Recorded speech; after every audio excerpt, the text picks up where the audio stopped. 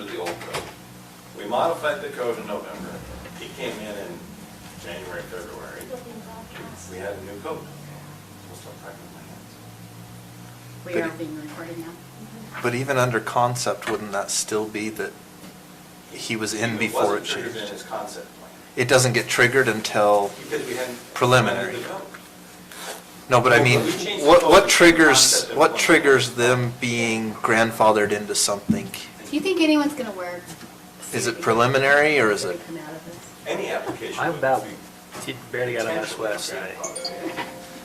I figured if I didn't put on That's pants, what- I am not. So should he have been grandfathered? Any application.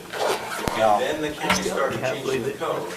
You'd know better I than still probably can't anybody. believe that. And we may or may I not. know, What right? triggers That that? doesn't Just happen. blows my What point is mind. it Oh, I thought It's one- Oh triggered. my gosh. So, and I Once you told make, someone, once I you always submit remember- conforming As soon as that- application. I'm with anything Darren. For that I'm step. Democrat. For that step. You're not a That one Democrat. is So if it's not addressed Yeah, I in that think I step. am. I really think I am. That's my understanding.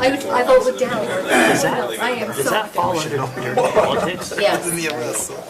It falls under dirty politics. And, Okay, so it's a May, it's not a. well, Poor Stacy and dear. Gosh. Well, good. and then we start. He is being really good job over here. I thought I had heard it all. They submitted a new application. I thought I'd seen it all. Who was other nominee then? But So you you're have claiming, got or it. not If I claiming, told what you you're arguing is that they're two separate They are. applications, two separate purposes. Now, I can say this because I've also seen it. Just because you start, Multiple it's two different applications. because they asked me to sign on to the letter. So it's just between the two applications. Do I need to scoot over further so there's more spacing here? Do you think Sarah's not going to be? Sarah's not coming. She sent a text saying she's not going to be. right now. Okay, So I'll just Fudging slide the over numbers somehow? I don't know. all right. a little bit. I won't take Fudging the offense. code? Okay. I don't know. Was Roland able to get you that Somebody letter? didn't want you there, huh? On those, on that It's aimed foundation. at me. level? Guess he was carried and want you there. I forwarded it to him a little while ago. What's your email address? And I'll forward it to you. So Sarah's on the phone. Is there anyone else on the phone? I think we'll now take. No one's on the phone. We'll make all those people lose a position, but we're really happy. Sarah, Van Pol, Yeah, we and can. Jeffers. Okay. We'll go ahead and begin our work session. So Member Cannon, Member Ballantyne, Member Newton, and Member Kilmer are here with me in the council chambers, and Sarah Swan is participating electronically. I hope we're not confusing anyone with our name tag. Oh, What's that? No, you're the right spot. This is still me. But Okay. Robert is Sarah. Just saying. Oh, whose is this? Oh, Roland? Who puts those names up?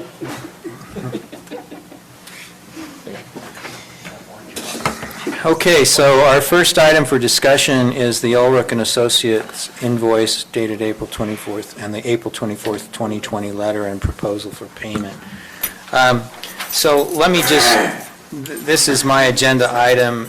I know the letter was sent to all of you, and it outlines Ulrich's position with respect to this matter. I had a conversation with Ulrich and Associates prior to the sending of that letter. I told her that we were concerned about the size of the invoice. I indicated that the amount of the invoice reflected a substantially higher amount than what their original proposal suggested for preparation of the financial report and reconciliations for year-end adjustment, which would have totaled about $10,000. And this was about $17,500 at the beginning. Well, let me see, there was an invoice for $17,560 plus $3,100. So roughly double. I think she said in the letter that it was roughly 28% more. I'll have to bring it up on my computer. I didn't print my hard copy. 28% more than the year before. She said that the reason for the increase was the number of phone calls and email messages that were required in connection with working with the auditor to complete the audit. I have spoken with the auditor, and when I initially spoke to her, I said, look, I work in a business where after you do the work, people question how much time it took you to do it.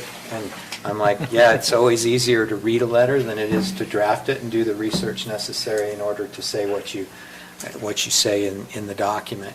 But I told her, I'm just looking at the invoices. There's a lot of time spent, and it significantly exceeds what your proposal was in terms of the budget for year-end financial statement preparation. And she told me that was because, the auditor required her to answer all of the questions instead of going to Bonnie and or Stacy. I spoke with Aaron and the auditor, and his estimate of the amount of time spent is significantly less than what Ulrich is suggesting that it took. He sent over an email from that period where they had asked Ulrich and Associates for information to support things they needed in connection with the audit. And if you look at all these yellow highlights on each of the items, what those basically say are check with Bonnie, check with Stacy, check with Bonnie. So in some sense, it's inconsistent with the discussion that I had with her. At the end of the day, I think they will write off the interest component, which is $1,000 or $2,000. I don't know if we could reach a different settlement with them, and I would never advise one of my own clients to go, get into a lawsuit over a $20,000 bill. It's just not worth doing from my perspective. But I wanted the council's input on how they wanted me to try to proceed. This was something that originally would have been paid when Roland was the chair. He questioned the bills, wanted to see backup invoices, and we do have now at least a statement of time spent, but it's not very detailed. And then I guess the last point is the only thing they provided us were the published financial statements. They didn't provide the workbooks and other materials necessary for our new fee accountant to take their materials. And she said, well, the reason we did that, you can come in and look at them at our place, but we won't send them to you because they're useless to you if you don't have the appropriate software. And Aaron was like, well, we have the software, the new fee accountant has the software. You could have gotten us those files. And he said, essentially, I recreated a lot of stuff in connection with the audit, and your new fee accountant this year has taken that information and worked and prepared a bunch of additional materials. So it might be useful to have, but in many respects it's moot in terms of the amount of work that's already gone on to try to just overcome the lack of this information and material. So that's where we're at. I can, if it's the council's desire, I can get a check issued for the amount of the invoice and tell them we won't pay the interest. I can, if there's a lesser number you want me to propose to them as a settlement proposal, I will propose that. If you think it's advisable to dispute it, and I mean, she said, there were over 80 emails. Well, the audit firm said, not with us. And I checked with Stacy, and she didn't print all of them, but a number of them was, can't make it this week, can we postpone till next? Okay, thanks. They were not, it's not like every email is constituted a substantive, but there may have been substantive work. And they did prepare our year-end financial statements, so I don't believe they're owed nothing. I think we clearly owe them probably at least, their estimate of around 10 and maybe call it 12.5. I think we clearly owe them that. They prepared our financial statements. I just think the other amount is probably high. We don't have a contract. The letter agreement's not very specific, so there's not a lot of great, hey, you failed to perform in this way or that way type specific provisions. So this is 2018, right? Yes. Okay. Well, we need to get it cleared up soon, in my opinion. Oh, I agree. It's been lingering out there. It took a while to get even the published financial statements from them, but we now have that detail, we just don't have the unpublished stuff. Is there still a need for the unpublished stuff from? I think it would be On part of the- useful to get, just for backup going forward, but most of what the new accountants would have used it for in terms of coming on board, they've had to recreate on their own? utilizing work prepared by the auditor as part of the 2018 work, and then doing their own stuff to get it ready. And Stacy's we've paid reported for that it the once already. experience, yeah, the experience with the auditor this year has been completely different with past experiences with Ulrich. Good. Different In a positive way? way. Absolutely. Well, that's good. I have heartburn with paying them that full amount, given that they quoted us half that. At the same time, if it's legitimate work that's been done, fine, but it bothers me that they won't share the work that they actually did. I mean, that's our information. It's not theirs to keep. It's not proprietary. It's ours. We own that information, And they in their should be letter, willing they said to we give could that to come in us. and view it in their offices, but what you're saying is, We can go down and look at it if they want. Yeah, Have well- their own copy. yeah. And Aaron said that's very common to share that kind of information with the clients who hire you essentially to perform their accounting function. And so, we could do that. We could say, we will pay you X amount of dollars provided that you give us that in in an emailable format or on a downloadable drive of some sort, and we'll get you your check of whatever amount. I think we should do that at a minimum, and I don't know 'Cause that's- dollar amount wise what we should do, but I think at a minimum we should Regardless insist of the that they give dollar us that amount, I would data. Okay. On the data. I can't even imagine that you can turn it. Perhaps say that they give us everything, and then they'll pay the 17,000 minus the interest. Is that a workable solution? Yeah, the total is 20 That would be- plus interest. Oh, 20 plus. Yeah, there were two invoices. One was for 17,560 and the other was for 3,100, which totals 20,660. And what was the, The amount with interest is, this statement isn't the current statement, 131.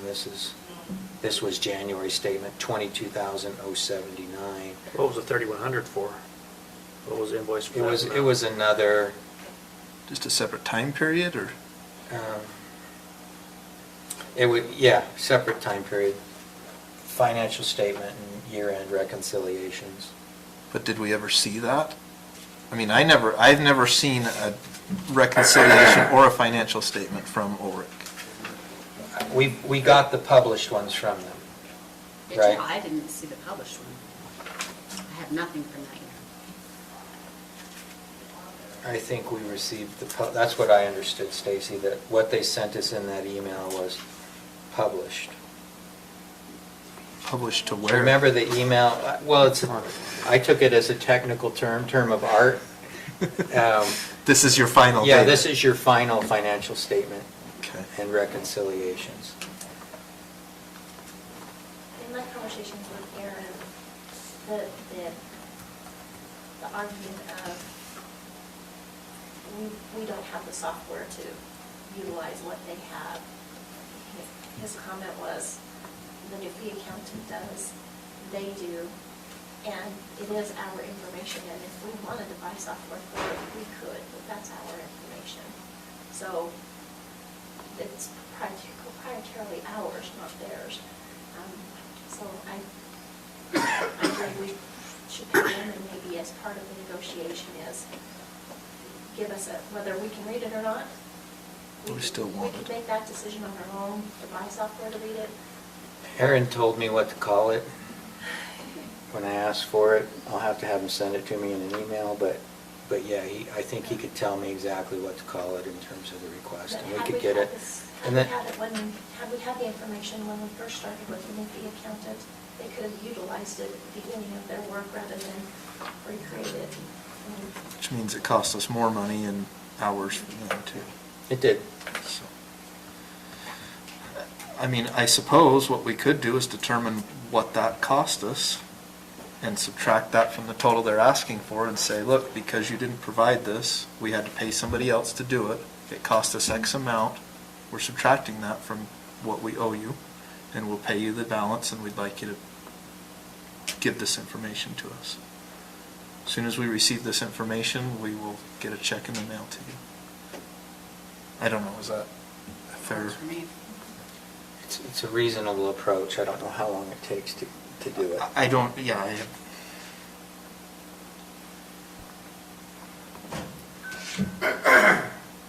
So, if you want to go that direction, then Stacy, would you talk to the new fee accountant and Aaron, see what their estimate of that is, and then I'll subtract it and make that as a proposal. And the proposal includes getting us the Getting working probably papers. super formulaic stuff. Sounds good to me. So we can create our own Frankensteins. Okay, thank you for your input on that. The next item is, I didn't put it on the business portion of our agenda because it's not prepared. I wanted to talk to you about it conceptually first. The Airport Advisory Board is recommending that we modify Section 10-10-2B of the Morgan County Code, which presently requires some members of the Airport Advisory Board to be residents, and they want us to allow for non-residents, provided those non-residents are either the current owner of a hangar on the Morgan County Airport or a current lessee of hangar space at the Morgan County Airport. Since putting this on the agenda and conversations I've had with the chair of the advisory board, I think it's probably advisable not to do the latter part of that, a current lessee. That would mean like a sub-lessee of hangar space. Most of those hangars have at least 3 hangar airplanes in them. Some of them may all be owned by the lessee of the pad, but others are just subleasing space to those guys within the hangars. Some of them have 4 or 5 aircraft in them. So what the recommendation would be is, instead of, we have a requirement for non-pilot members of the board, and those individuals would be residents of the county. But for the pilot members, they're saying, hey, if someone has put the investment into leasing a pad and building a hangar, we'd like them to be qualified to be on the advisory board, even if they don't presently reside in Morgan County. And that, from my perspective, I could get behind that proposal. I don't have an objection to it, but before I go to the work of tasking somebody to modify Section 10-10-2B or do it myself and make it a formal proposal, I just wanted to discuss it with the council to see if you had any concerns or recommendations or objections to proceeding in that way. I agree with him on in objection to just sub-lessees Okay. being part of that. I will discuss and negotiate on the owners if they're not residents, but I can see both sides of that. Yeah. Where a lot of our advisory is in relationship to how we impact our residents. Sometimes a non-resident won't be near as concerned about that. But I'm not saying that we can make that work. Yeah, I agree with what you've said. Any thoughts, Member Ballantyne? I'm okay with what Member Kilmer suggested. I don't know. Part of the problem is getting applicants to fill the positions. Like with most of our communities, yeah. Yep. And so I think what they're saying is, yeah, we can always try to find a resident of Morgan County, but if it has to be a resident of Morgan County, that may narrow the pool of applicants. And so you would have, it would be non-residents with a significant property interest in the county if you limit it to owners. But I guess you said you want to discuss, I mean, if the general sentiment is, no, we wanted to have them be aircraft owners who actually reside in the county, then I can just tell them, took the temperature, don't think it's going to fly. Well, and that's what I'm saying, is that that's what I lean to initially, Mhm. but without hearing other ideas or something. If there was something out there, somebody could say, you know, besides, it's just hard to find people, we have that issue with all of our committees, then I could probably be convinced to go that direction. I just, initially, I like the idea of keeping things all with local residents, but there's a lot to be said about being an owner. Okay. You have an invested interest. Yeah. So- I would agree with that as well. So the change isn't going to be super significant or difficult to do. I'll figure out what the appropriate amendment is and get it on the agenda, and then I'll ask the Airport Advisory Board to participate in the discussion, and they can give the recommendations, and we can see if it's persuasive. Okay? Awesome. All right. The next item is Lance Evans and Dave Webster, appointment of Morgan County Building Code Board of Appeals, review the code requirement for Board of Appeals in preparation for appointments on May 19th, 2020, so at our next meeting. So Lance or Dave? Yeah, it's, Do we have a microphone over there, or is that it? No, there's a... Okay, great. this thing, yeah. We've had a couple of permit holders request applications for a Board of Appeals. And we currently don't have a Board of Appeals in place. We haven't received the applications back yet, but I would like to be prepared in case we do. And I think it's probably likely that we will. My thoughts are, the way the code is written, it has to be someone who, by experience or training, is qualified to pass judgment on construction matters. My proposal is finding people that have specific code training, engineer, architect, other building official from other jurisdictions, those kind of folks.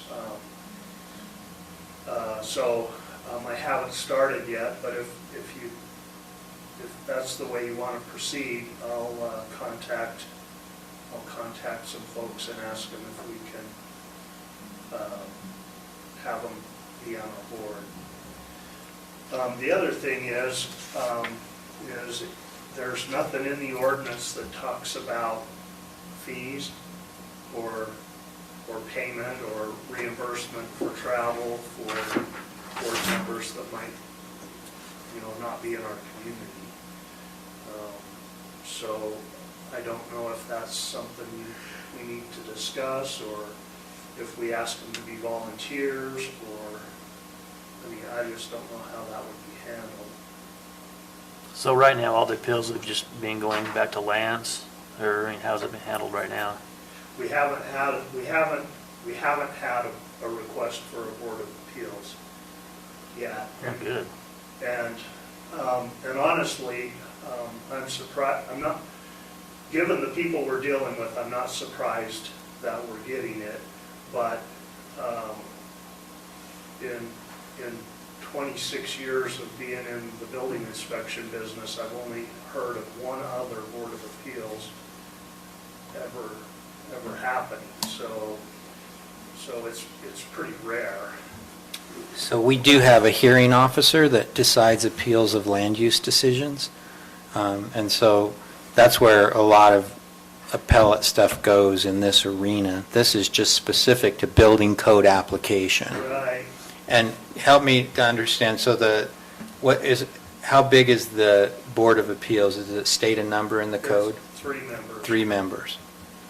So if we have any recommendations for individuals that could, in the community, that might be willing to volunteer, that are in the construction industry and understand We've that? got a lot of engineers in town now.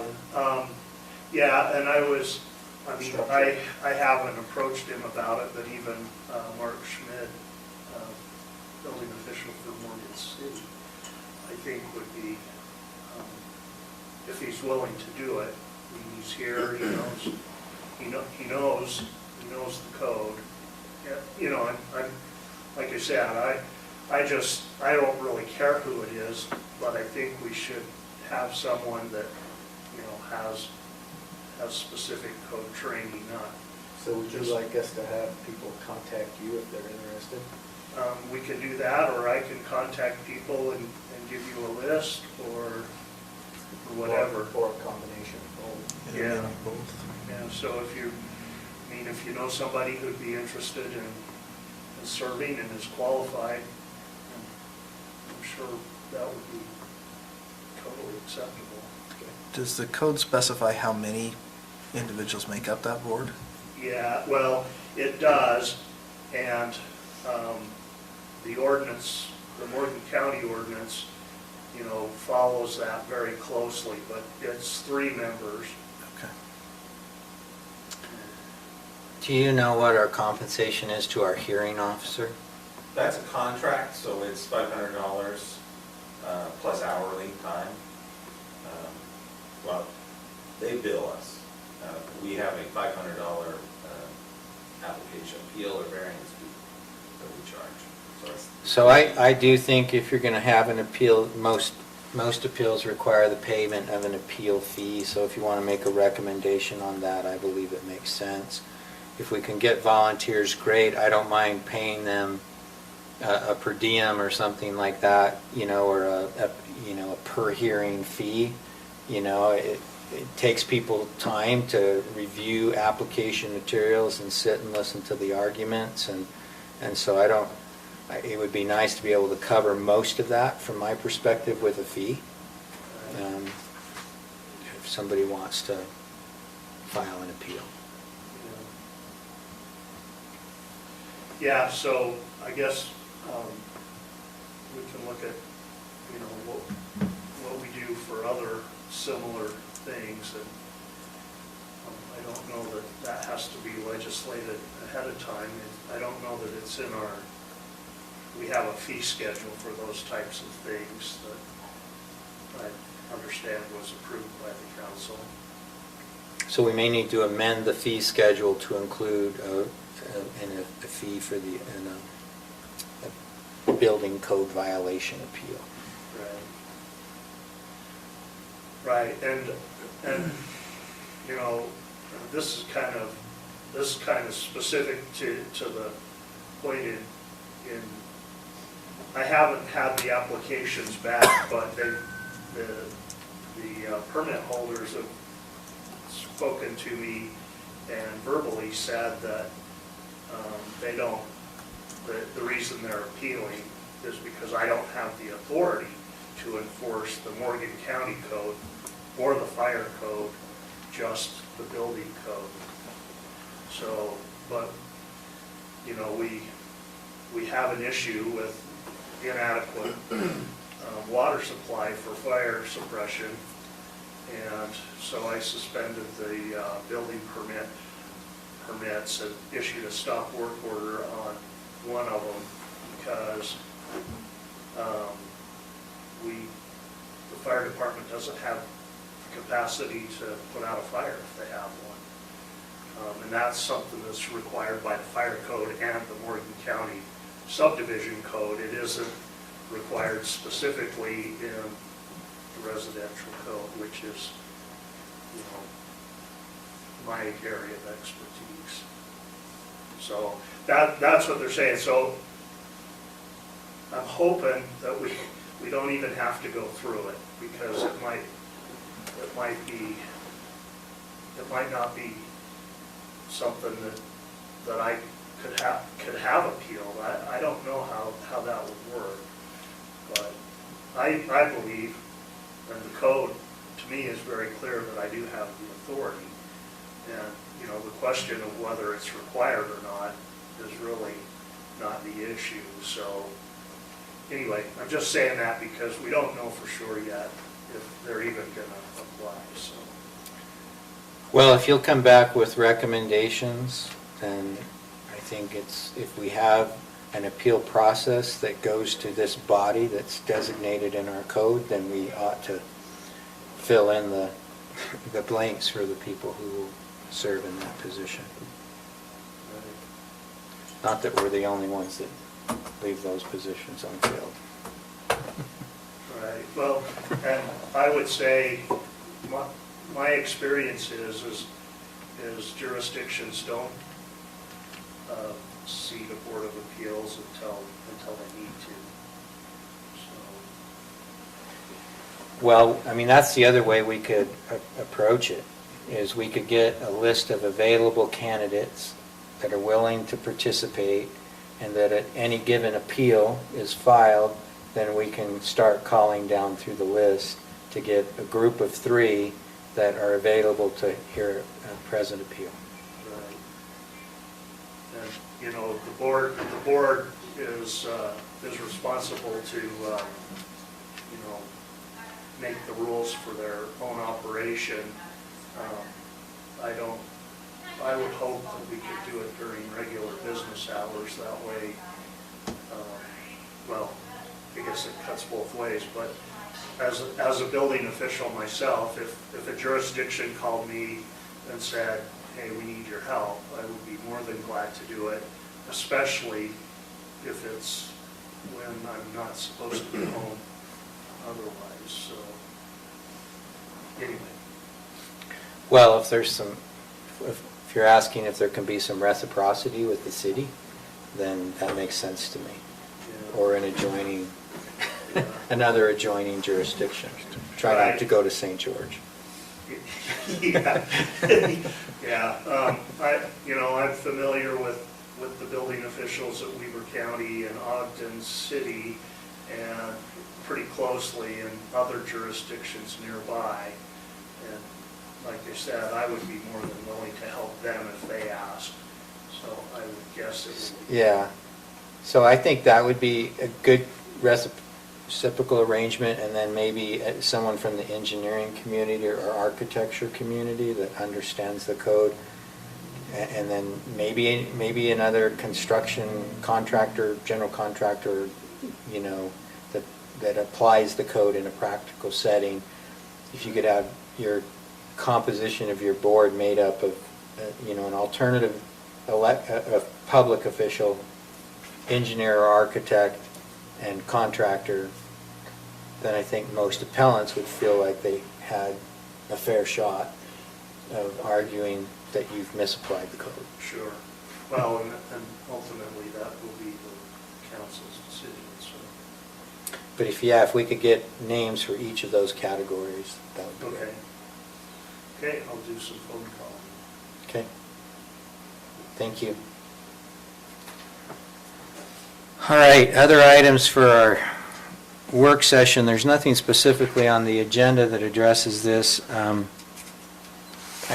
I sent an email to the members that are on the fair board with respect to this truck pull. I think that's just a misunderstanding.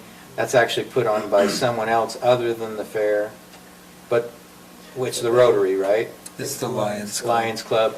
But they are talking about trying to do it in connection with the fair, but we may not have a fair. Correct. So if they can do it, that's one event that could be done with limited public viewing. You know, we could do it with 500 people in the stands or less, and they don't care about the profit, so to speak. So They want the opportunity to. they run just their want to run their trucks. trucks. So if The we're allowed to Lions have a Club fair, does it for profit. yeah. But they Okay. do the concessions for the profit, so, you know, they would like the profit, but the organization themselves want the opportunity to run their trucks that they've spent all the money and time on and keep them going. and just keep the sport going, so. But they're fully aware that the fair may not happen if the health department doesn't want us to. And they have rescheduled it tentatively for later in the year in hopes that something will change, but it's still susceptible to cancellation. Okay. And then I know with respect to the fair, there was this Chris Peterson band contract, which appears to have been paid last year. Correct. There is a provision in there, just so you're aware, right? Whatever you, I guess ultimately is decided to be done. Excuse of obligations, buyer and artist shall be excused from their obligations hereunder in the event of a proven sickness, accident, riot, strike, epidemic, act of God, or any other legitimate condition or occurrence beyond their respective control.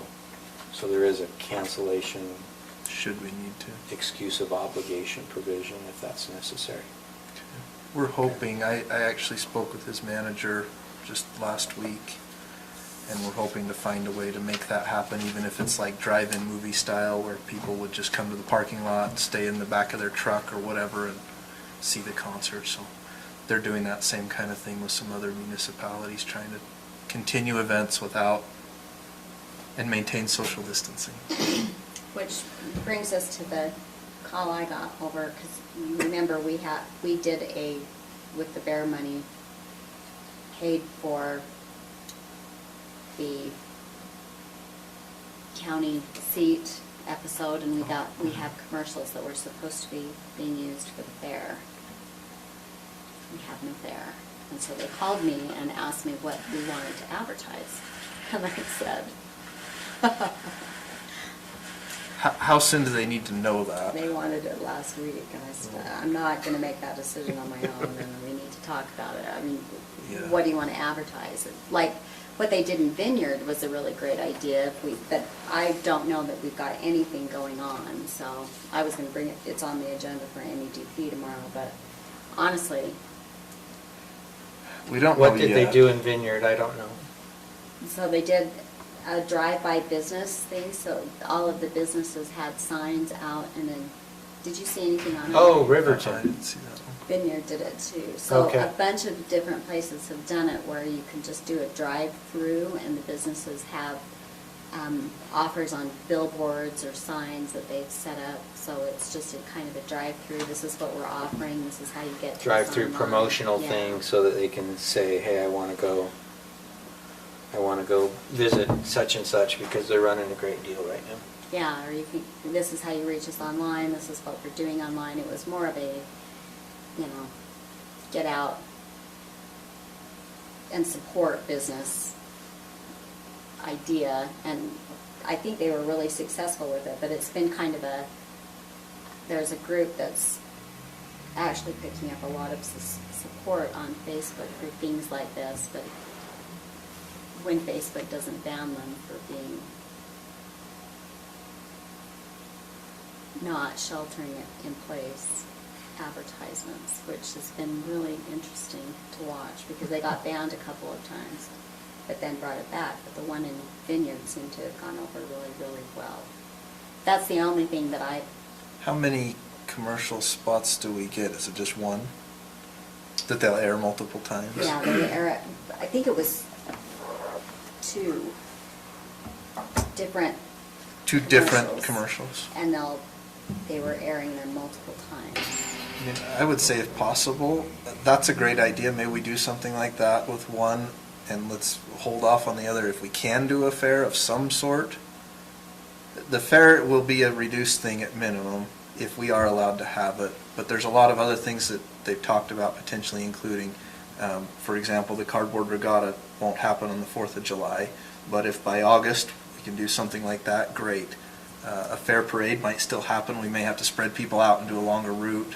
There's things that can be done and still. Are they still doing Keep. the golf?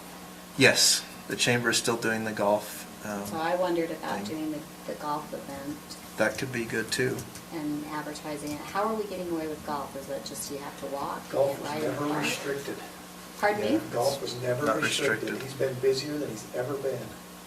So Sold you out could, every- I suppose you could have people wear masks at the gathering at the beginning for the shotgun start.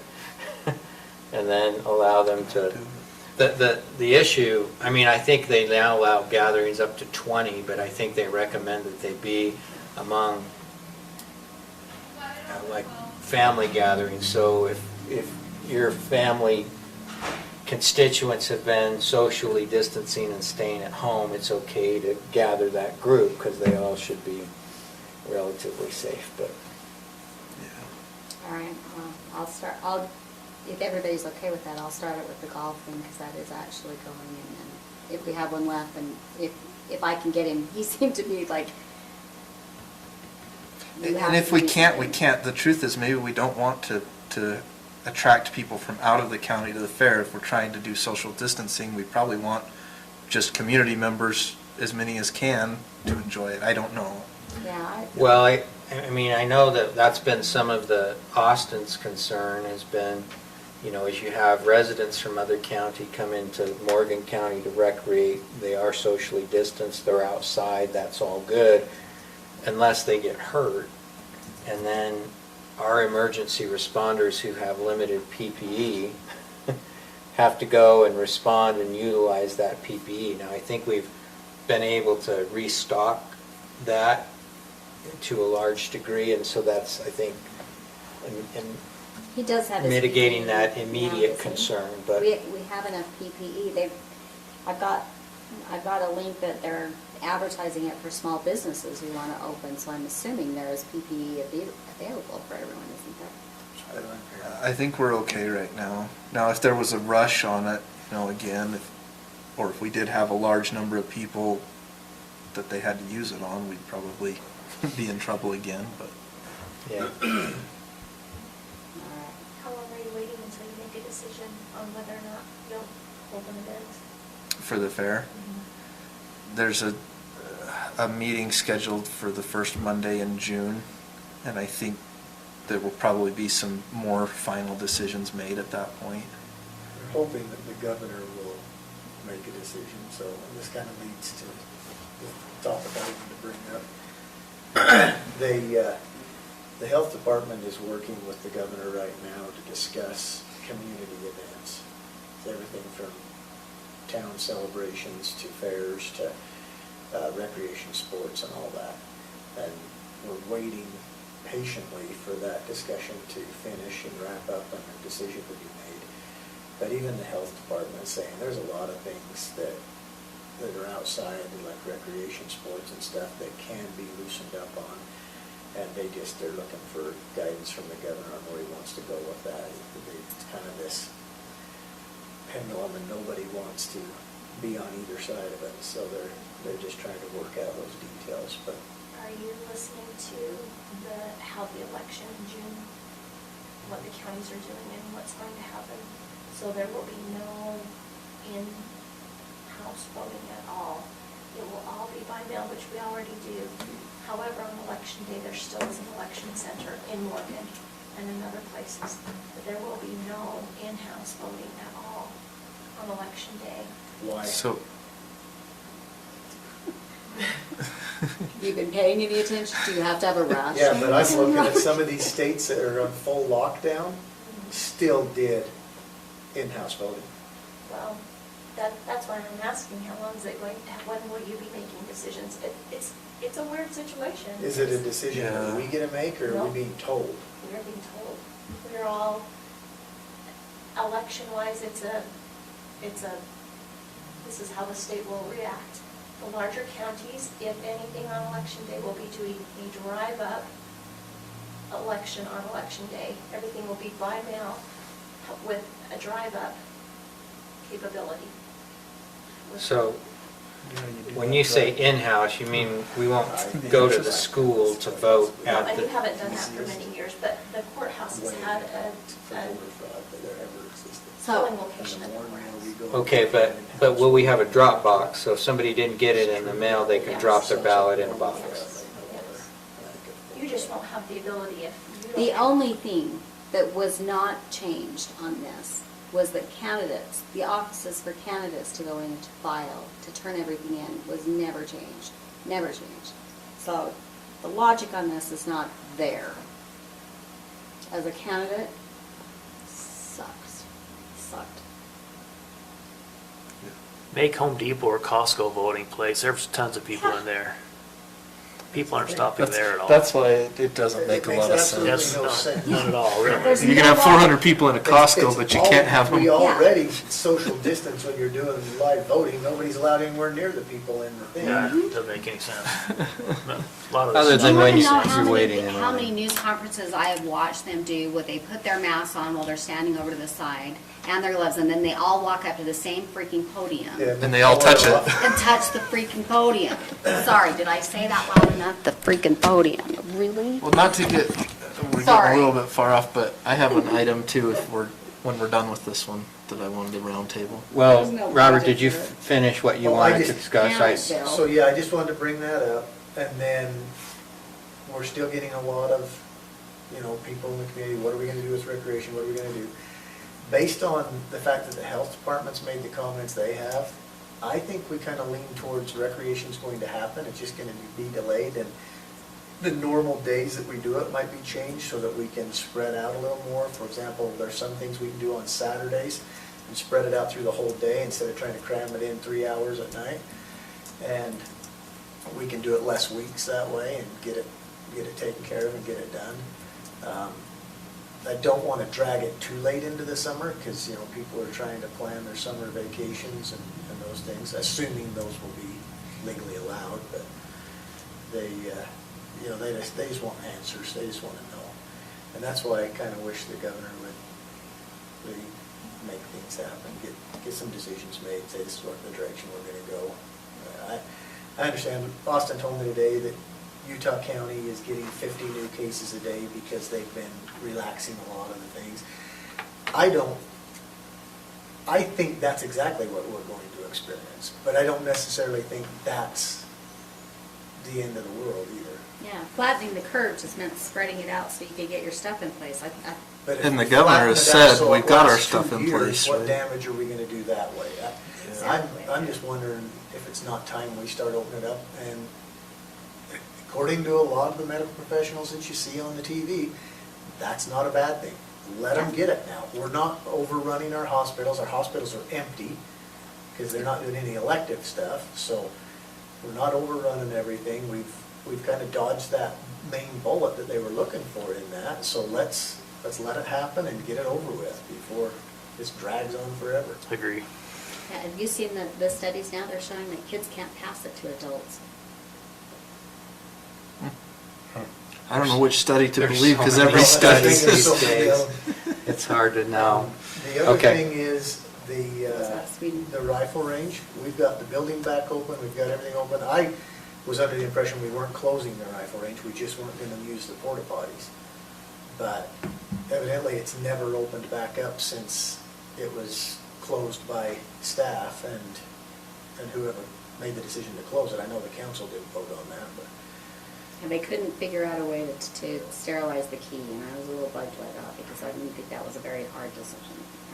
Well, let's just put a bottle of or a bowl of Clorox, every key that comes in can be dipped in and hung back up.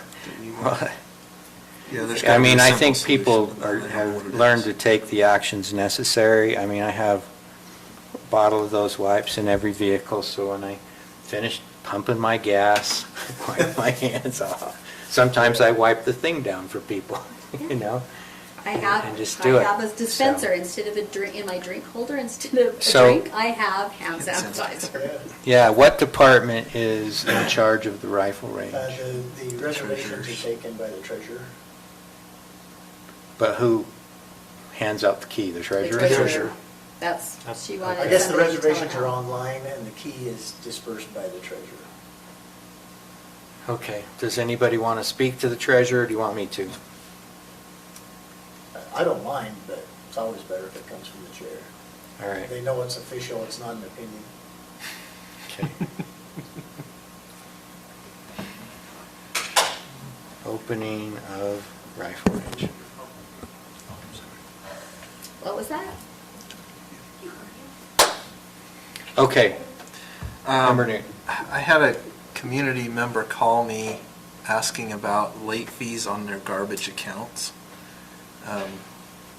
A lot of utility companies across the country are waiving late fees, or there's even a couple companies that have cut their rates down trying to help folks out. So they were questioning whether the county was willing to waive late fees.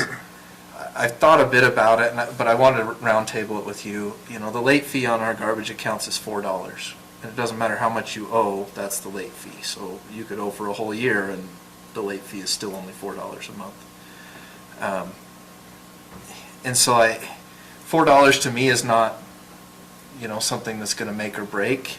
However, I do understand, you know, I guess the idea behind helping people out by not adding to their financial burden. But I wanted to throw that out there and roundtable with you. Now, Stacy brought up that there's other late fees that we charge on other things. I had only been approached about the trash, so that's all I was discussing, but we could talk about other late fees as well and determine if that's something that we want to consider or not. So help me to understand. If I don't pay my garbage fee, then when I pay it, I pay the fee plus $4. Correct. Then your account, $4 is added to your account. And then next month, if I don't pay it, then I would pay the fee plus an additional $4, or is it just $4 perpetually? It'd be $4 every time it goes past the due Okay. date. Every time you have a balance on your account past the due date. Now, that being said, our trash accounts are every 2 months, so that due date is only every 2 months, and those bills go out, geez, a month or more before the due date, right? I mean, there's a lot of time between when the bill is sent and when the bill is due. As part of this, weren't we moving to doing that all online? Because it'd sure be nice. Well, I agree. I mean, doing it online would be certainly And a the auto benefit. payment would be really fantastic. I mean, I do mine through auto pay with my bank, you So know, do I. but my bank sends a check down here and it has to be processed down here. So, I mean, I guess if we do that, we're just inviting people not to pay their garbage fee until they get ready to pay it? Is that what we're saying? Essentially, I Practically. mean, that's what you do by waiving late fees. Now, to me, personally, for a $4 late fee, I don't really care either way, to be quite honest. If I'm going to pay it, I'm going to pay it, and if I'm not, I'm not. $4 isn't going to deter me. Whereas if you had a percentage late fee on another bill, you know, that might deter you from deciding not to pay it. So I don't know what kind of a message that sends. There's only been one person that's reached out to me about that so far. I don't know that there'll be more. Have you heard of any others ask about And that? So our practice is that they usually call Cindy in my office, and Cindy's canned answer is she does not have the authority to waive fees, nor does Zach in Lonnie's office. And if you wish to have a fee waived, you have to come to the council. Is your $4 worth that kind of effort? It's usually not, and they go on and they pay. So with this particular instance, I don't know what caused them to go all the way forward with asking for the $4 to be waived. But I believe that I know this story is, this was a bill that was a January, February bill that became due in March. So as we were trying to wrap our heads around a proposal to waive fees, at what point are you going to waive them? This is a bill that was due before Corona happened. So are you going to waive bills that were due March, April, and have a late fee after that? Because if this was the cause of them losing their job, they didn't lose their job in January, February, when their bill was due at the 1st of March. So there was a lot of factors when we were trying to figure, okay, if you're going to write an ordinance or a policy about this, what's your policy going to look like? This is effective if your occurrence happened in March and April, and your late fee was after that or before that. You're going to have ambulance bills, you're going to have property taxes, you're going to have all of those other things. And so that's kind of why I threw that comment out there yesterday is, you know, try to help talk us through this. There's going to be more than just this.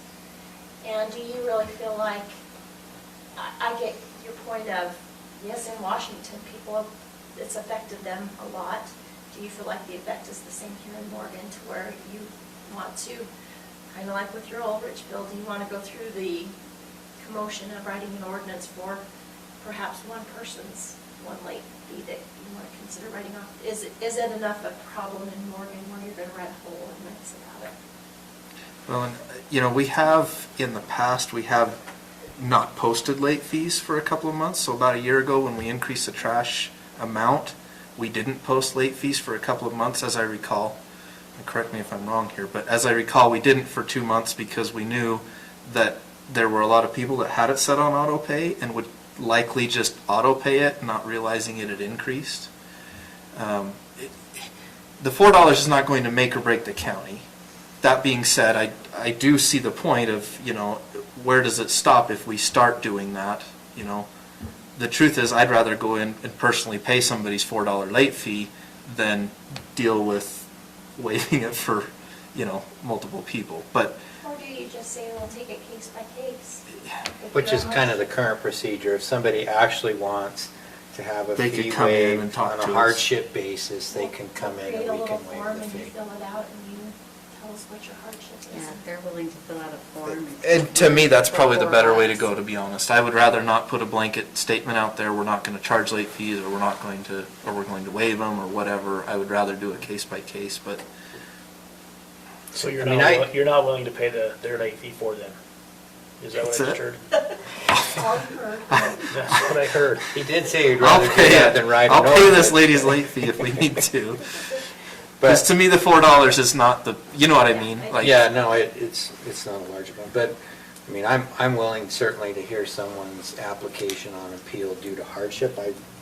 Yeah. That seems. I want to have reasonable to compassion, me. but The fact that an insurance company is sending back a portion of a premium probably relates to the fact that they've had far fewer losses because everybody's staying at home. So there probably ought to be a refund to a certain degree of premiums. I don't know that we've had any reduction in the amount of garbage generated with everybody staying at home. if anything, Maybe we probably an have. increase. Yeah, that's what I was thinking, so, okay. Restaurants have So, less. let's do it on kind of under our current protocol. That's is fair. my I will perspective. call that individual back and just let her know that it will be on a case-by-case basis. And how about I ask Cindy and Zach between the two offices to create some sort of like a hardship application, a little form they could put together I and think that's great. like Gwen and Bonnie do when there's a tax appeal and when they have a case, we'll bring it forward. Does that work? Perfect. Yeah. Member Ballantyne, do you have anything you want to discuss in that session? Nope. Member Cannon? I've been asked about a nonprofit charitable organization with 501c3 status in the county. Does anyone have a favorite charity they would like to identify that we can send it on? That's in the county? Yeah, that's someone in the county with a 501c3. It's got to be, that's the thing, it's got to be, If somebody wants to make a contribution to? yeah. They have to be in the county, or do they work for the benefit of the county? Because YCC would be a good candidate for, They're trying to find one in each county, so, and, so, Our I don't water know if companies Kearsley's, is Kearsley's a 501c3? I don't know if they've gone all that way or not, I'm not sure. That's, I texted her, but I haven't ever heard back, so That'd be I a good assume one if that they means they have don't know what that means. Wants to replace some of their pipeline work. J.C., are you aware of an official charity? I'm not, I was just For the trying to grant think. opportunities. I'm not aware of one, but so we will, the YCC, we make an annual part, we contribute $5,000 annually as our contribution to YCC, which provides services to residents of our county. I had them send us an invoice for that, and that will be on our agenda next time to make that payment. I just wanted to let you know that was coming. I guess I don't know if Young Automotives is a 501c3. They do a lot in the county. They do a lot of charitable work, but I don't think they're organized as a 501c3. They may be. I wonder if there's a way to find out if 501c3 is a federal designation, so I was Yeah, it thinking is. we could call a division of corporations and see. I'm just not aware of anyone that, Yeah, that's, Hey, Chair, yes, the Morgan Education Foundation is a 501c3. Becky Weeks is the current chair. That'd be good. I sit on that board, so I could report that to you. thank you. okay, great, thanks for Thank that you from the voice recommendation. of the sky. That was Mr. Ferris, for those who are listening. Sarah, did you have anything that you wanted to discuss as part of the work session? No, I don't. Okay, thank you. All right, let's go ahead and call to order, unless someone needs a break. Let's go ahead and call to order our business section of the meeting. We'll begin with a prayer and pledge, and I will offer that. Father in heaven, we're grateful this time for the opportunity that we have to meet as a county council. We're grateful for the blessings that we enjoy, for the freedoms of this land, and our opportunity to meet and discuss items important to our community. We're grateful, Father, for thy blessings upon our nation, and pray that thou would bless those who are suffering with the COVID-19 virus and those communities that have been hit far more extensively than we have. And we're grateful for that blessing in our community and for the good citizens who have taken the advice of public officials to stay at home and take those precautions that have been necessary. We're grateful, Father, for the opportunity to meet together. We pray that as we do, that we might enjoy a spirit of civility, and that we might be wise in those decisions that we make. And we pray for these things in the name of Jesus Christ. Amen. Amen.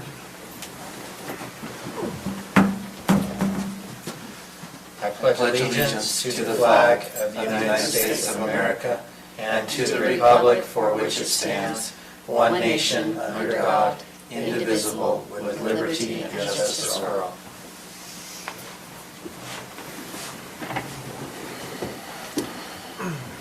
Okay.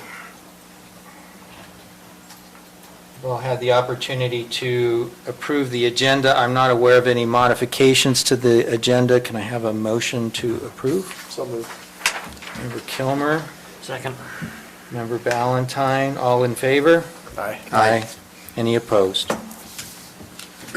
Okay, we do have some minutes to approve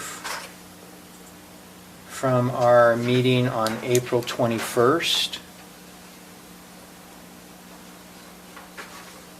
I only had one comment on these on page 4 at the top, the Jason Morgan Weed Board discussion decision. In the motion from Member Haslam, he moved to pay the $1,000 donation year. I think he meant it should say for this year or for 2020, as well as pay the dumping fees for the Dyers Road program. There's just a word missing there. Any other changes to the minutes?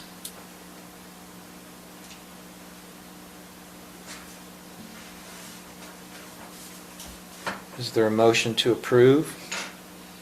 So moved. I'll second it. Okay, Member Cannon, Member Newton. All in favor? Aye. Any opposed? All right, are there any conflicts of interest that any members of the council wish to declare at this time? I have, well, I don't necessarily consider it a conflict, but I want to publicly put it out there on the item that I will present, which is item number 5 for the Historical Society. That's a approval of a grant program. One of the items that's part of their Historical Society projects deals with a building that my wife and I own. Okay. Thank you. Anyone else? Okay. I didn't receive, Stacy, you sent me some stuff with respect to items that were on the agenda, but we didn't have any request for public comment. Okay.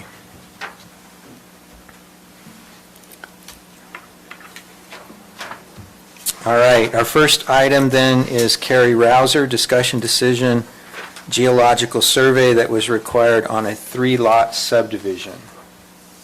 Is Mr. Rouser going to participate by phone? Yes.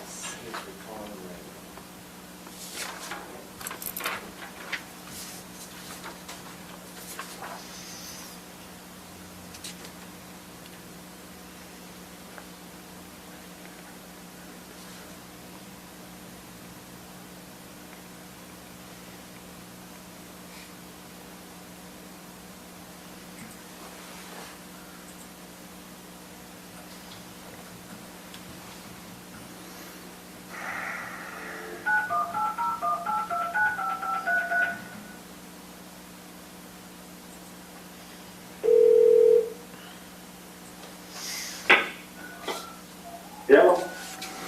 Mr. Rouser, this is Robert McConnell of the Morgan County Council. You're on the phone with the council at this point with respect to your requested item regarding the geological survey.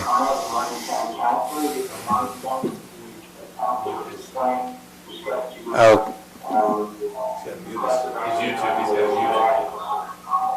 Okay, I'm ready. can you mute your YouTube so I don't have to hear myself speak? Okay.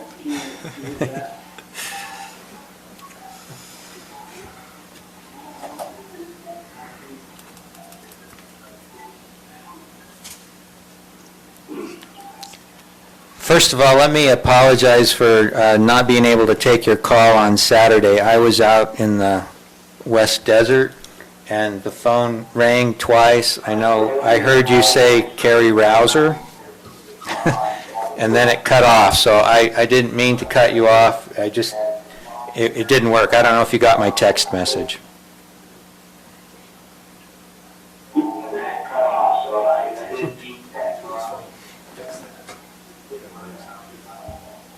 I did. Okay. The floor is now yours to present your information, and like I said, if you can mute that YouTube in the background, that will be helpful.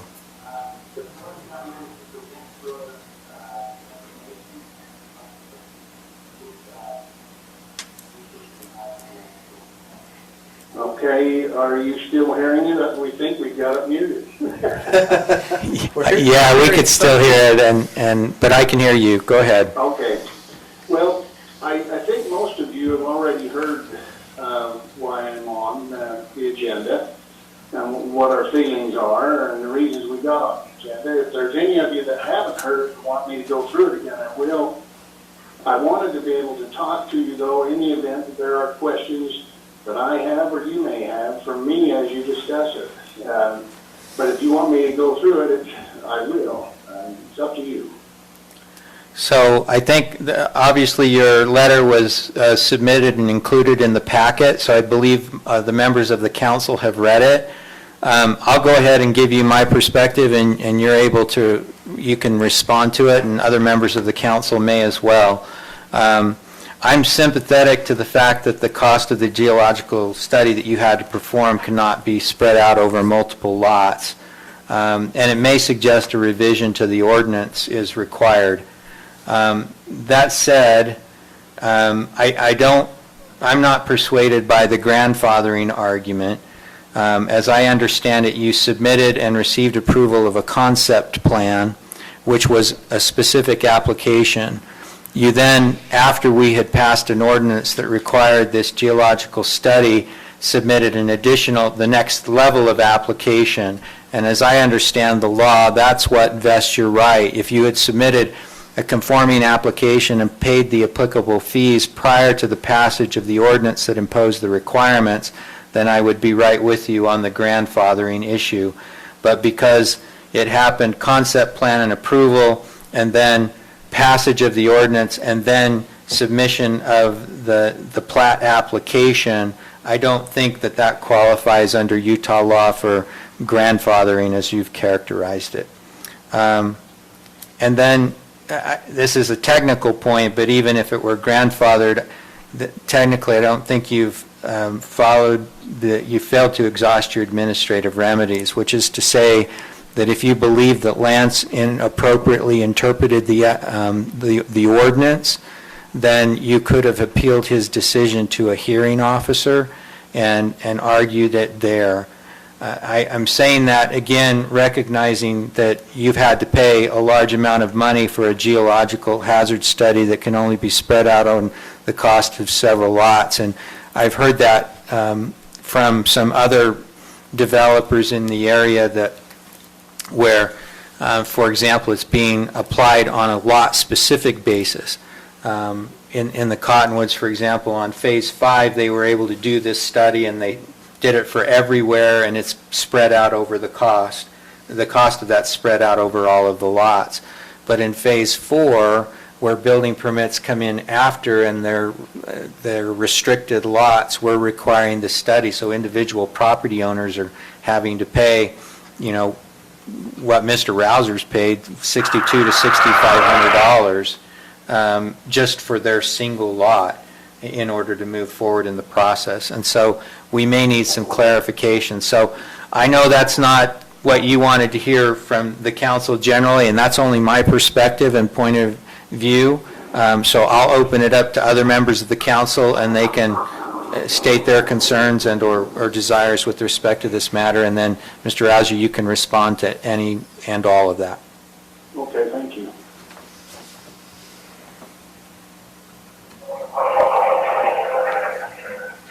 So, I'll comment. Quite a few years ago, we looked at this ordinance, and we deemed that these type of situations were excessive, and we made a change to the ordinance so that they were no longer included. I'm not only embarrassed, but I want to apologize to Mr. Rouser and anybody else, because when this came back to us to make this last change, I was not up to speed on it enough to realize exactly what we were doing and exactly what we were changing. I would have fought and argued and probably embarrassed myself because we worked so hard years ago to fix this exact thing. The ordinance was never intended for these lots on a flat piece of alfalfa that's been there for, ever. And I think it's more along the lines, the intent is to deal with those issues where people are building on slopes or in historically unstable ground, and we make sure that they've mitigated those issues before they're allowed to move forward. I think there's a lot of places throughout our county, and not compared to the Wasatch Front, but in our county, there's still a lot of places that this is unnecessary. And it's an unnecessary expense for people. And I don't think we should be charging or requiring this process. We've had others that, with our previous ordinance, there was a map reference, and the map was very general. It was not specific, and it took in many geographical or geological formations. For example, just the fact that if you lived in the area of an alluvial fan, that instantly puts you on the list.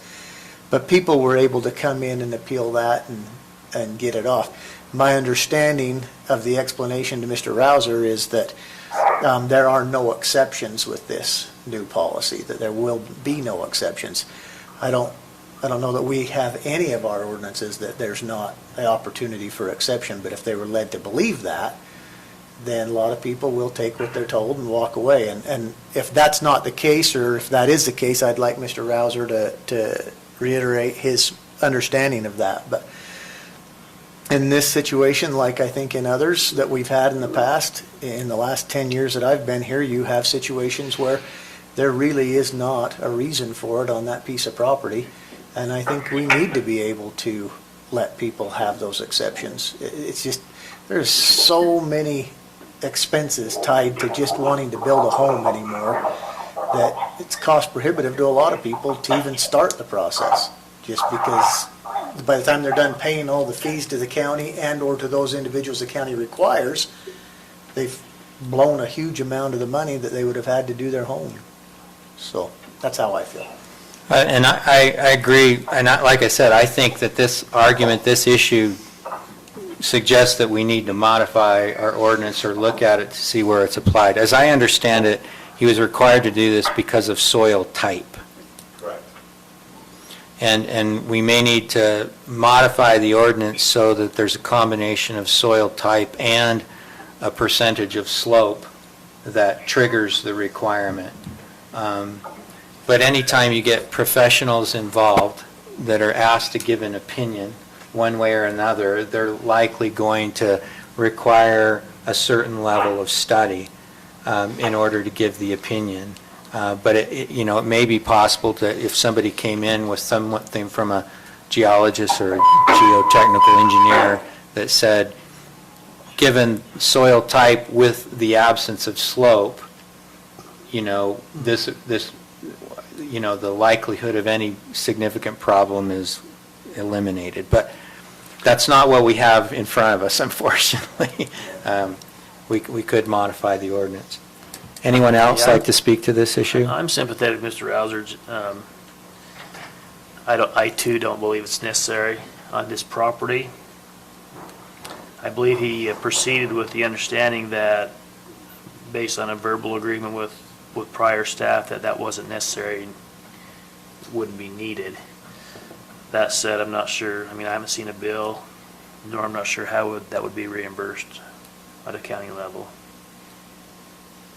So I think just to be clear, he got the concept approval.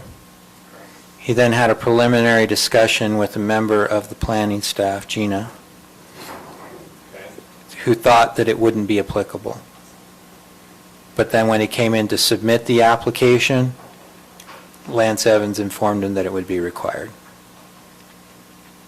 That was how they And I explained it. wonder, I'm not sure the date of when Gina talked to him and when the new ordinance went in, because it was an evolving process of the new geologic hazard ordinance. So I can't say 100% for sure where that timeline fell, but. For Gina's discussion. For Gina's discussion and what was actually said. Okay. I agree with Member Kilmer and Member Ballantyne, but I also, I understand that concept and preliminary final are two different applications, but to me, when it's the same project, I have a little bit of, in my opinion, if you're told something about the project from the beginning, whether it's preliminary or final or whatever stage, it should remain the same. So whether, I don't know how the law reads to that as far as being grandfathered in, but I personally feel like that's something that should be honored if you start a process.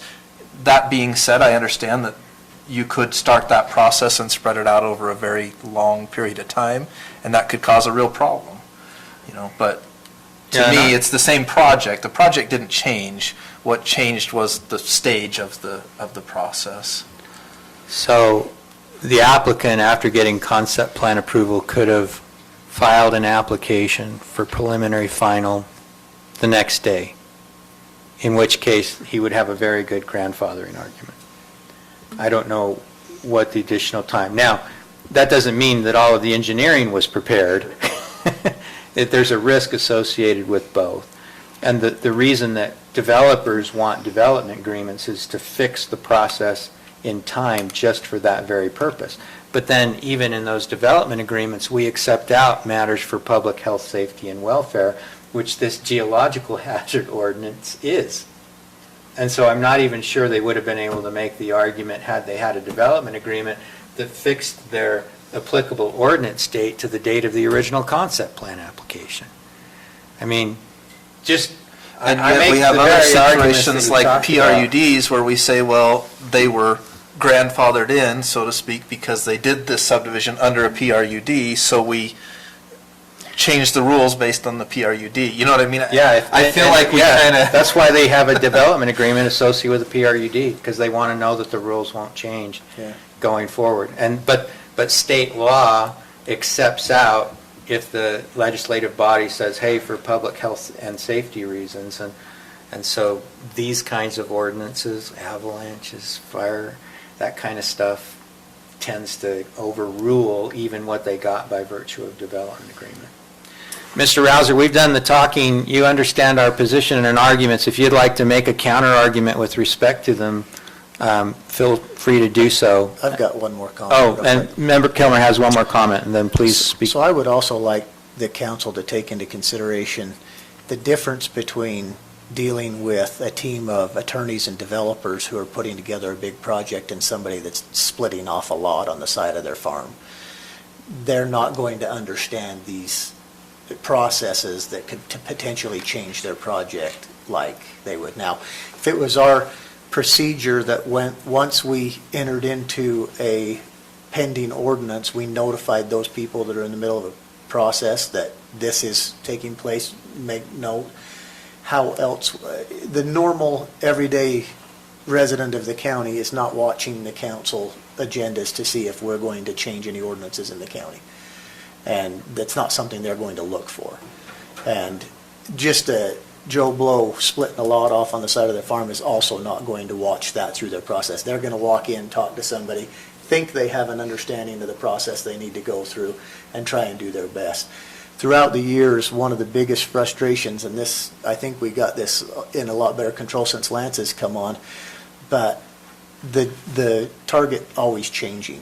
That was a constant complaint from the community, that we would come in and they couldn't get anything written down. They would get their explanation of what they needed verbally, and then they would go off, start working on it, come back and get a different story from the next person they talked to, or that person would forget what they told them and tell them a different story. We have really worked hard to try and get all these processes written down and the rules written down, and I think they are pretty good. But this kind of falls back into that moving target again. How do they meet that target if they have no idea what to anticipate? And where we put this in, the comment that Member Newton made about, once they've started a process on a specific piece of property, in my opinion, either they need to be notified immediately that there's been a change in how their property is going to be handled, or we need to grandfather it in for the full duration of the property. That's just my opinion. So I completely agree that the average property owner isn't going to track what the council's doing on a daily, weekly, monthly, annual basis. Most people are just going to figure it out when they decide to make the application.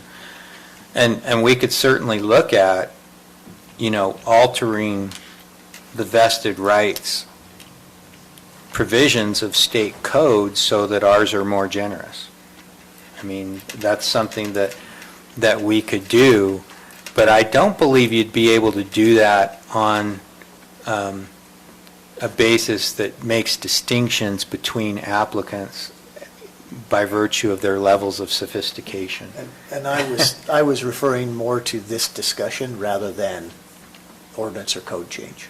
Okay. As we have this discussion and as we're deciding what to do, that we take into effect this is who we're dealing with rather than this Okay. other institution. No, fair enough comment, yeah. Anything else?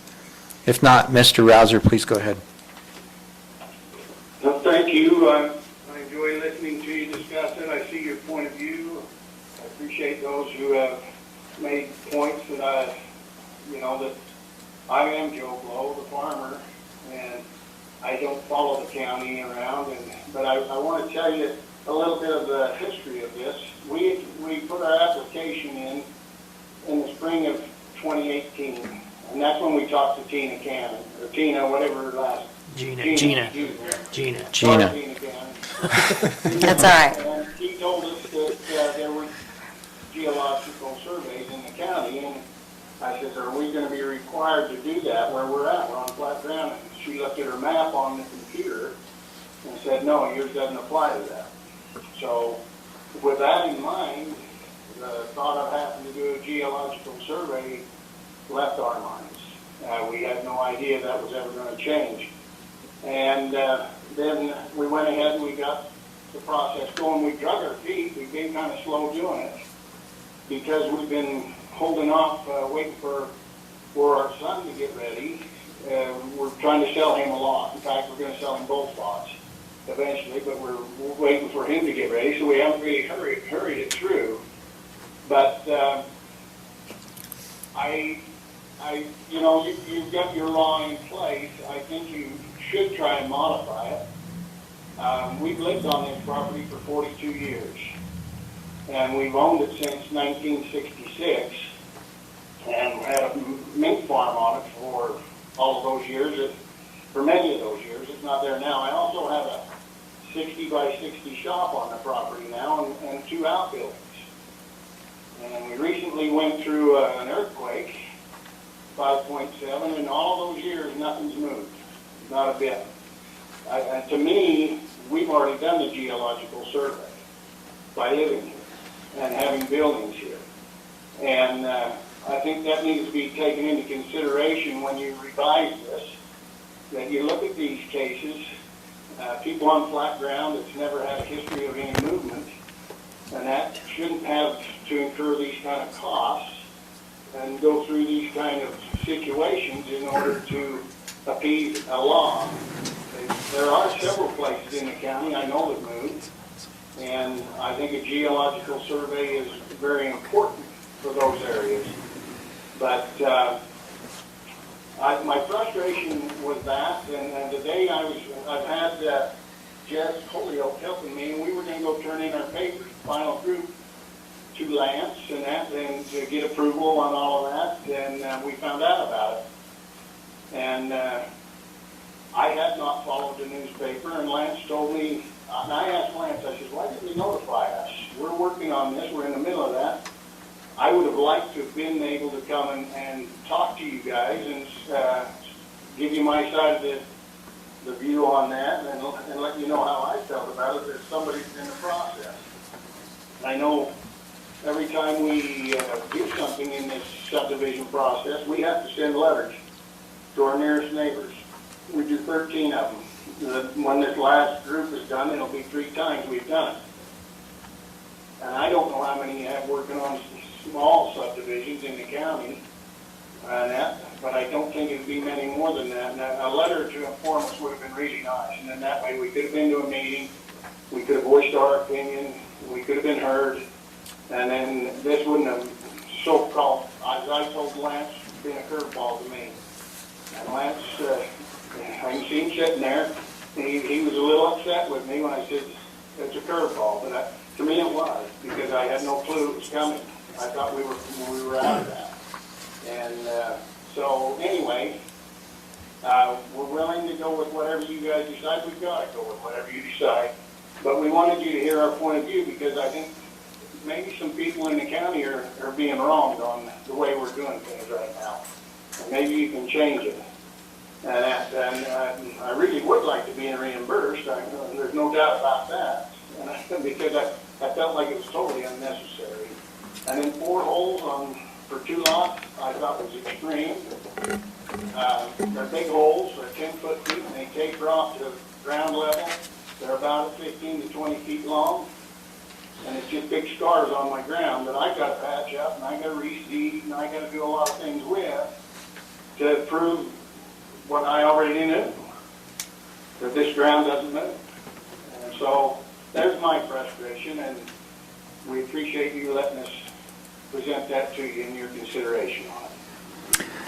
Thank you. We appreciate your point of view and perspective. You've made some very good points with respect to the ordinance and so forth. I received notice that Member Haslam wanted to speak. He's not in the, I guess he's joined us electronically. Member Haslam? Hear me now? Yes. Okay. Well, back to some of what Mike mentioned, I mean, this is all, even though there are 2 applications, this is still the same application. Yes, there's 2 steps to it, but we can't change midstream on this deal. So we do got to get this fixed. I don't know how much more discussion you got. I didn't hear most of it. I was at a sales service and sales it recently. So I don't know if somebody's making a motion. I mean, I'll make a motion to reimburse him if it comes out of general fund, the savings account, or whatever bucket Stacy wants to call it. And have staff fix this, address the slope percentage requirement. So we did have, okay, Member Haslam's made a motion. Is there a second? I'll second that.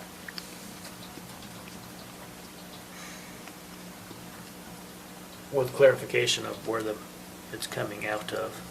When Stacy can give us a name for the Yeah. bucket. Whatever bucket. Okay, so there's a motion and a second. I have a question on the motion.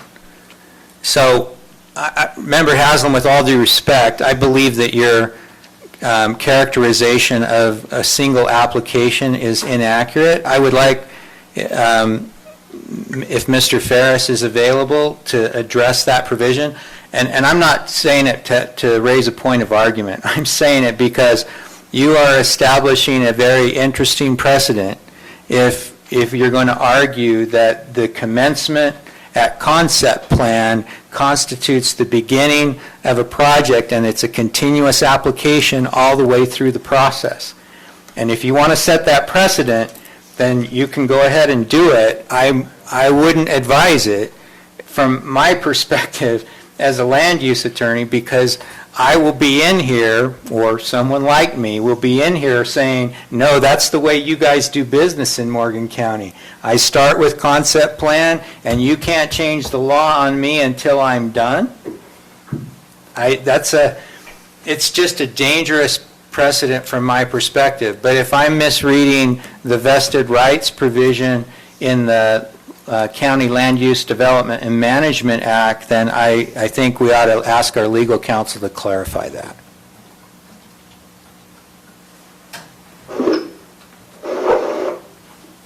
Okay, but if you, go ahead. I don't want to be the deal breaker on this. This is Jan Paris, but I believe Member McCall is accurate in his portrayal of the state of the code.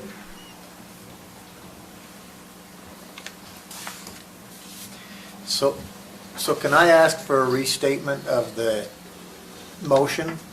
What I want to know is, was the comment about his belief that led up to this situation part of the motion, or just a comment and then the motion was separate? So, Member Haslam. The motion was separate. My comment was the concept plan as step 1, rolling into the application plan, step 2. So my motion was to reimburse him and have staff address at least our percentage of slope issues that this geological hazard has to deal with. So, And alls I'm saying, it sounds like it's separate from the motion, but it's not That's right. one application, step 1, step 2. Under land use law, it's application 1 followed by application 2, specifically land use application 1. Land use. Yes. And alls I'm saying, if that's the basis for the motion, as opposed to, no, we just want to be generous, then we're setting a precedent that I think others will seek to take advantage of. I mean, there's a number of lot owners in Phase 4 that I think would love for us to reimburse them for the cost of their geological hazards. Now, maybe they won't have as good an argument in terms of slope, soil type and slope of their lot, because some of them were on restricted lots. But we need to be careful, and you know, I know previously former council member Meekum talked to me about a different ordinance that required subdivision type improvements to be applied, and he made a similar argument. It shouldn't apply to single lots if you're just dividing off one lot in farmland and giving it to your son or your daughter. But the fact of the matter is, I think land use law, I don't want to state it, it's not the fact of the matter. My opinion is that land use laws ought to be applied uniformly. And if we want to make those kinds of distinctions, we can be specific about them, and maybe there's occasions where there are good reasons to do so. But otherwise, I've always thought, you know, if I'm going to impose those requirements on all new development, curb, gutter, sidewalk, storm drain system, then before I do it, I ought to think, well, what if I went and did a special improvement district for the existing residents and said, you know what, for public health, safety, and purpose reasons, everybody ought to have curb, gutter, sidewalk, and storm drain systems. And we're going to impose that assessment on everyone. Would I survive the next election? Probably not, okay? But if I'm doing it on a principled basis based on public health, safety, and welfare, I don't know that I can make that distinction. So that's my point. Mr. Haslam's motion, however, as he's clarified, did not include that the point of I guess it was his opinion that it was one application with 2 steps.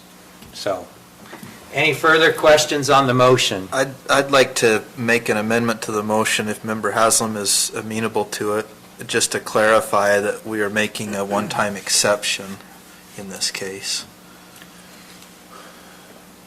That's fine. At least another one down. You got one more coming, you think? Well, it's not coming. I'll say this. We have another person that's in a similar situation that I mean, they had some slope and they are an alluvial fan, so I don't know, but they'd spent a lot of money to do an addition on a home. And, you know, People are going to make a lot of fine distinctions with this. yeah, Yeah. but they're, I mean, I'm sympathetic to the need to change the ordinance. I think we ought to do the clarification.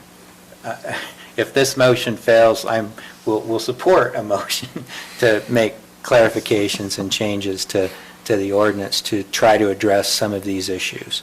I don't know exactly what that will be, but I think that I'm sympathetic to the issue generally, but I wonder if we have a little ground here where we've implemented the new ordinance. We've seen a couple that have been, that like Mr. Rouser, who've had to go above and beyond what seems practical and have incurred some significant cost to that. Now we're amending the ordinance, and so we only have these couple that we're adjusting, and that would give us cover. We're not doing this the rest forever. We saw there was a problem, we fixed it, we made some people whole, and then we moved on. But anyway, I agree with Lance.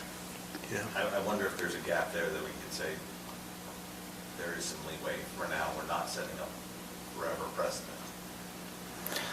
no, I agree with that. You could do that, and then to the extent that we correct the ordinance, then we Yeah. may, Draw our line. yeah, we may mitigate the effect of the precedent. So But we're setting it, one way or the So, other. Mr. Chair, Yes, sir.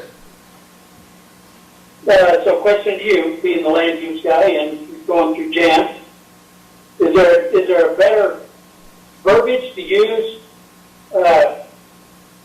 to reimburse him his deal and have Lance address this issue without opening a bucket of worms? Well, I think that Mr. Kilmer's request for clarification helps a lot with that, clarifying that your statement as to what constitutes an application and what vest rights with respect to an application is not part of the motion. So I think that goes a long way to clarifying.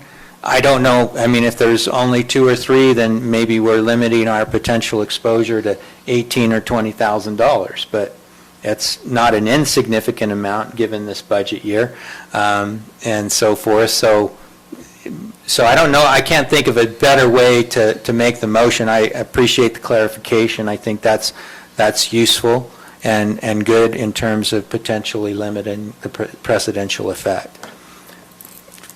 And with Mike's amendment? And with Mike's amendment, restate the amendment, It's a please. one-time. Just that this was a One one-time time. exception. One-time exception. I'm comfortable with it being a one-time. My question, Lance, one of the reasons, I realize what we're trying to address here with this ordinance. And I also realize what we're catching as well in that. And even if it's flat, so the question I have is, I thought we discussed this in that geologic hazards review, that in a soil, even if it's flat, with certain types of soil, that can still be a problem in an earthquake, or is that why this is catching it even though it's flat? So just saying that as long as it's flat, we're not going to require it isn't the answer either. Right, and it is a difficult issue to where to draw that line. Because on Mr. Rouser specifically, I went to the county geologist and said, there's got to be something we can do. This doesn't make any sense. The house has been there, and it's funny that Mr. Rouser brought up earthquake, you're bringing up earthquake now. That type of soil is subject to liquefaction and having earthquake issues. And so this 5.7, however many miles away did not affect his property. It could have. And that was the geologist's point back to me Right. was, we got to be careful about where we draw the line. And that's the difficulty of the issue. And that clarifies it, because that's just, sorry, Roland, that was what I wanted to know, is why it's there, because it seems like we discussed it, there was a reason for it, and there's where the difficulty lies, in trying to figure out. I'm fine with this being a one-time exception based on who we've caught, and I realized that was going to happen, but there was a reason why we did what we did. That's my only point. Well, So what you're saying is that change the epicenter, and this soil type is subject to liquefaction, and you could have a different issue. If you had blue clay soils in Dixie County. Yeah. Mr. Chair? I'm not a geologist, I don't know, but that was what I was told, is that, well, it might not be a slope stability in a house sliding, but this soil type could liquefy, and really the discussion was, if it was a larger building, it really would be an issue. Just a residential home, it gets gray, and then we have to investigate it. And so Okay. we're investigating these things to be 100% cautious, rather than. Member Haslam, go ahead. You can call the question. Well, so question, and this is kind of Lance too. Like, well, we're digging down in Ogden and over here in North Morgan. Why couldn't we have it so that, lots less than 10%, required engineer approval before footings are put in the ground? Because they're coming, we're digging holes, they come and verify the soil, and then they give approval for footing. Over in North Morgan, they have what's called a collapsible sand, and so once you dig the footing, they come in, they check the hole, and then there's areas that you have to go in and take out a foot, put some gravel in. That's a lot less expensive to develop for homeowner than doing the geological study. The question, that type of issue on an individual building is one way to go, and they should be getting an engineered foundation. And it really kicks that issue to them to resolve. The way we have the geologic hazards ordinance that requires a higher level of investigation before we get started, and it's triggered with subdivision.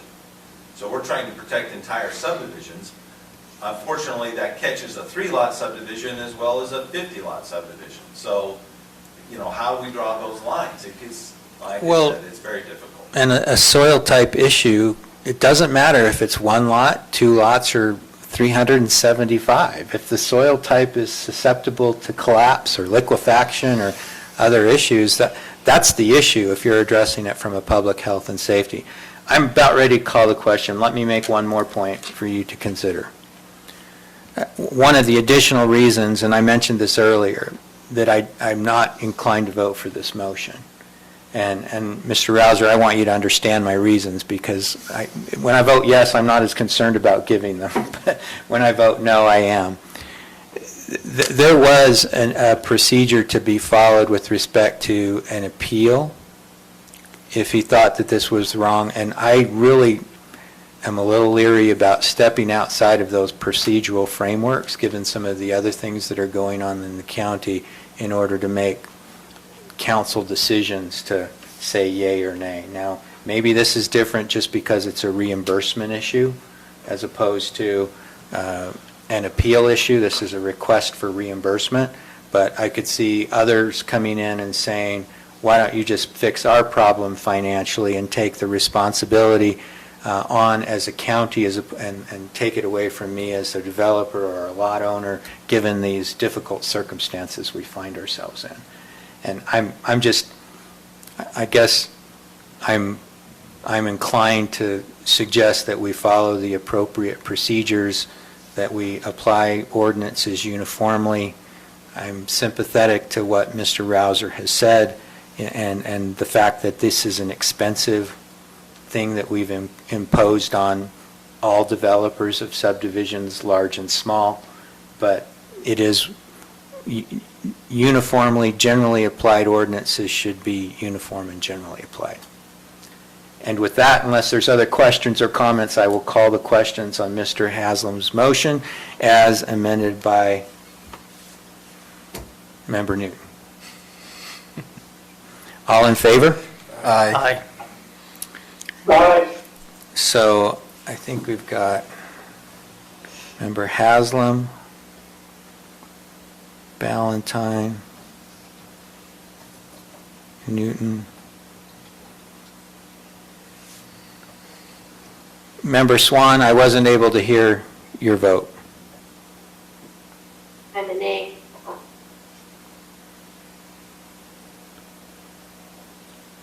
Okay.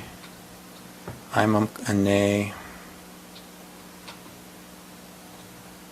Member Cannon? Can I just recuse myself from this now? I am empathetic, I am, but I hate to set the precedent, so I'll do nay. He has it still.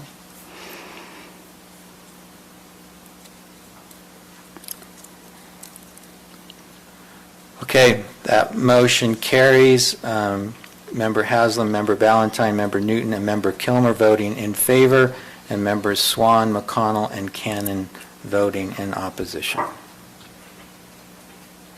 Mr. Chair, I'd like to make a motion to direct staff to look into this ordinance and look at possibilities for updates to prevent this in the future. Potentially slopes, whatever you feel is necessary, and present that to us at a later date. Even if the liquefaction is affected by building size and dimension, as he indicated, or you indicated earlier, those type of things that could make exception to the rule. Because I understand what you were saying. You put a 40-story high-rise building on that soil, it's a completely different scenario than a one-story rambler. They react completely different to the liquefaction in the event of an earthquake, so. And we have been discussing what this modification would be, and one of the ideas that we're going to work on is that it has multiple factors. It's a large building on this soil. It's this soil and this, and more than a 15% slope. Factors like that, so we can do it. The caution is, it's just, when we try and be flexible, there's people out there that just, all they're waiting for is to take advantage of us to do that. Absolutely. And I don't disagree with a lot of the comments that Member McConnell made. So the other thing that I was wondering about is if in some of these areas which are high risk that we're very much aware of, shouldn't this be required at preliminary because we know it's going to happen? And that's a lot of the outcry that was coming out over the one that we're trying to catch, was if we had required it at preliminary, we wouldn't have gotten nearly the concern level because it was passing it, knowing it was a problem. They think it's going farther than it is. Am I making sense on this? Yeah. Because maybe in these situations where we know it's going to happen, it should be part of the preliminary process so that everybody's aware. I don't know. And that's what Rouser, if they did concept, wasn't required, didn't look at it, they did preliminary, final, small sub, and that's where it kicked in. And so. Well, and, I mean, he raised the point, shouldn't I get a notice if I'm in the process? But the fact of the matter is, some people get concept and then they decide not to go forward. I mean, how long do you, I mean. Whisper Ridge is 2007, with about 10 different owners. Mm-hmm. Yeah, I mean, it just, it's hard to get, other than the public notice that we give by virtue of publication on state websites and the newspaper, it's hard to notify everybody that you think might be. But there's a motion on the floor. Is there a second? Second. Okay. Can we make a motion on something that's not been on the agenda? Sure. Yeah, no, just say your motion again. Oh, sorry. It was just to direct staff to review the ordinance and come back to us with suggestions for changes that might eliminate this type of issue in the future. So there's a question of order that Member Ballantyne has raised, whether or not we can make this motion if it's not noticed on the agenda. I think we can get clarification from Jan, but we've done this before where we're just giving direction to staff to address a situation. We're not necessarily changing making code a or decision on the anything, code. We're just giving that direction to start the conversation, so. I feel like we do all the time. Maybe I'm wrong. Maybe less formally. Yeah. Usually less formally, usually just say, hey. Jan, do you have any comment on that? Mr. Ferris? You bet. I think you're good to go forward as you have. Thank you. Any questions on the motion? Pardon me? Member Kilmer. Yeah. Member Newton, seconded by Member Kilmer. All in favor of the motion? Aye. Aye. Any opposed? Aye. Any opposed? Okay, that motion carries as well. Stacy, can you take care of processing the check for Mr. Rouser? Okay, thank you, Mr. Rouser. I don't know if you're still on the line or not. I am. Thank you very much. I appreciate your time and consideration. Okay, thank you. All right, our next item, continuation of a public hearing from the Planning Commission on April 23rd, 2020. Make sure that the microphones, speaker, and dialer are placed back on the charger. Thank you. You're welcome. Discussion decision, Cox Plat Amendment in Peterson area to reduce the irrigation easement on Lot 1 from 25 feet to 10 feet. Mr. Chair, Yes?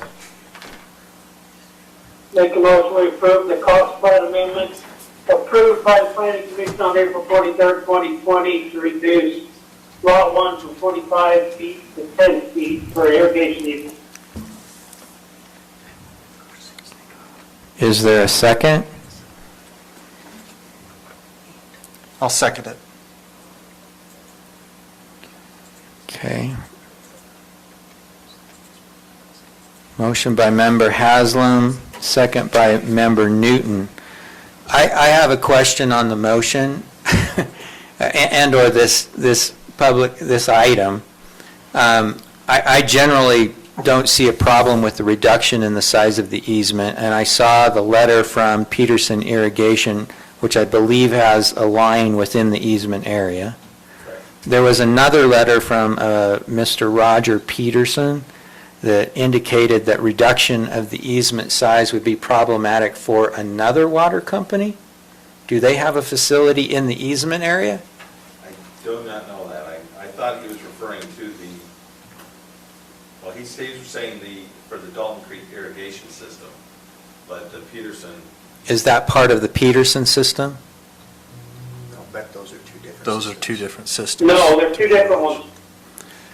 So again, I was comfortable with this, seeing that Peterson concurred with the reduction in the easement size. It's consistent with the lot adjacent to it. It makes perfect sense to me.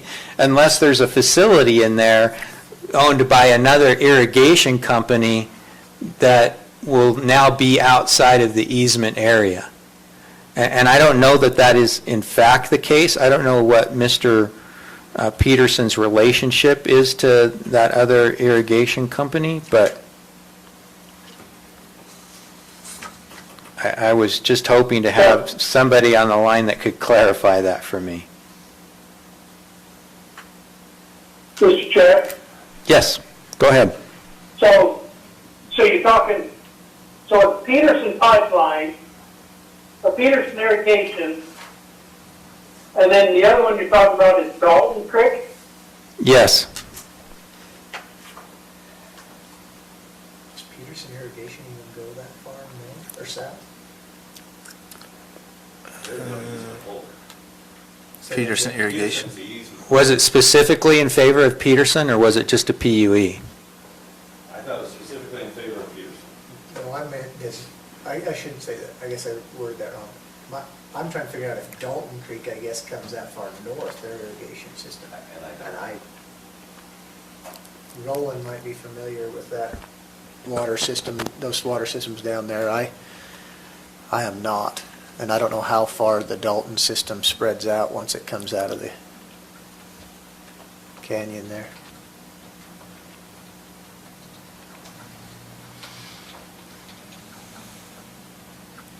To my knowledge, there's only one ditch there.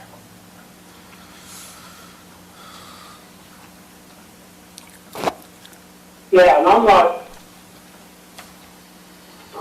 not sure where Dalton Creek irrigation comes through there.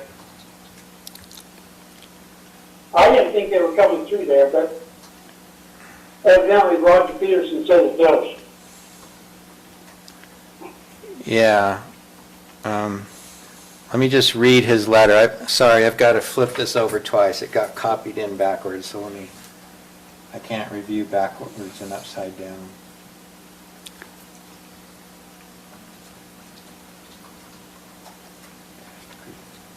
Apparently I can't even work my computer, so, there we go, one more time.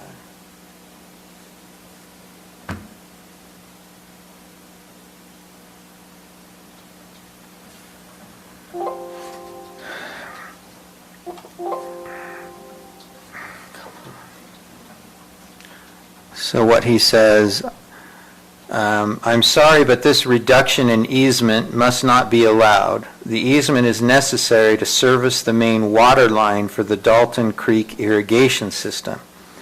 To grant this easement change would put in jeopardy 176 acres of irrigated land and 57 homes. I strongly protest this action. It would endanger water rights that have stood for 160 years. More importantly, the Cox Juncture is the key crossing point of Morgan Valley Drive. We must be able to fully service it. Roger Peterson. So that's what his statement was. And again, I didn't have any issue with this until I read the statement, and then I'm like, well, we ought to make sure that we don't have a facility within the 25-foot portion, and that we amend the plat to do away with their easement. Isn't the easement we're talking about is at the back of the lot, isn't it? No. And he's talking about crossing Morgan Valley Drive, which is at the front of the lot. So are we talking about two separate easements? Is there another one at the front of the lot? Could be a misunderstanding, I'm just not clear. Go ahead, Mr. Haslam. Well, with that information, then I want to withdraw my motion and make a motion to postpone for 2 weeks to clarify Dalton Creek irrigation easement. I'll second that motion. Okay, the motion to withdraw was by Member Haslam. The second was by Member Newton. And the new motion was to postpone, so withdraw with a motion to postpone. Well, I just withdraw the motion. Okay. And the new motion is just to postpone for 2 weeks to clarify Dalton Creek irrigation easement. Okay, any further questions on the motion? All in favor? Aye. Aye. Any opposed? Aye. Okay. All right, so that one will be postponed until our next meeting. Lance, if you could check into that. Do you know who to contact at Dalton Creek Irrigation? Well, contact Mr. Peterson. Is he an officer of Dalton Creek? I don't know. Faintest idea. Don't have a clue. See what you can find out. He'll at least know who is. Yeah, he can at least point you Chair, in the can we right have a direction. 5-minute recess before we move to the next? Yes. I'll find out, Lance, and let you know. So we're going to just take a 5-minute recess, and we'll be back with the next item. Might as well take advantage of that. That's right.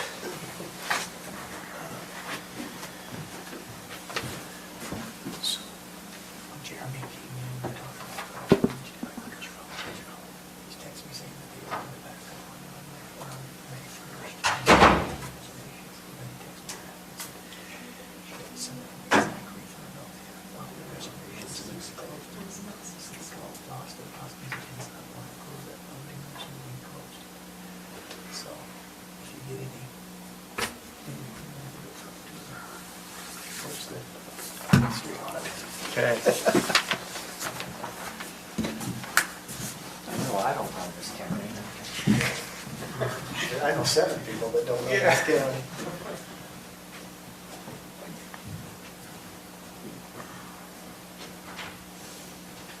I know one person that runs this county. Right. Did you point it out? No, your name was pointing out, your head was down. Oh, perfect. Huh? What does he point out? He was pointing at you. Why? You run this county apparently.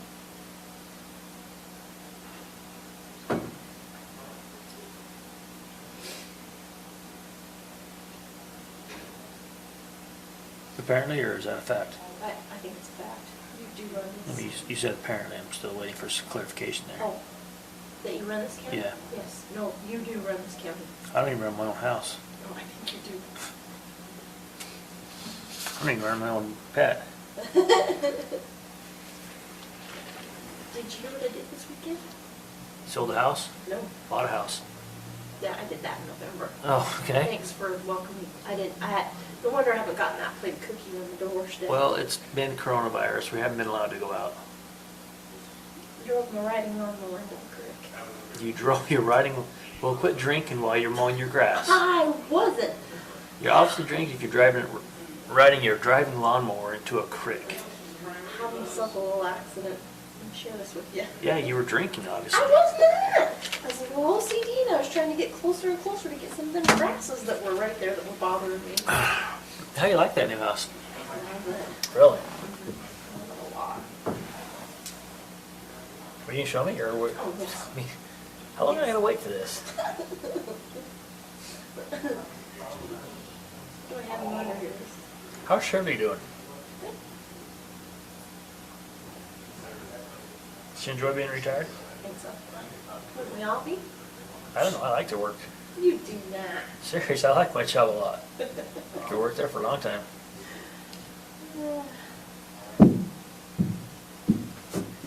There's my explanation.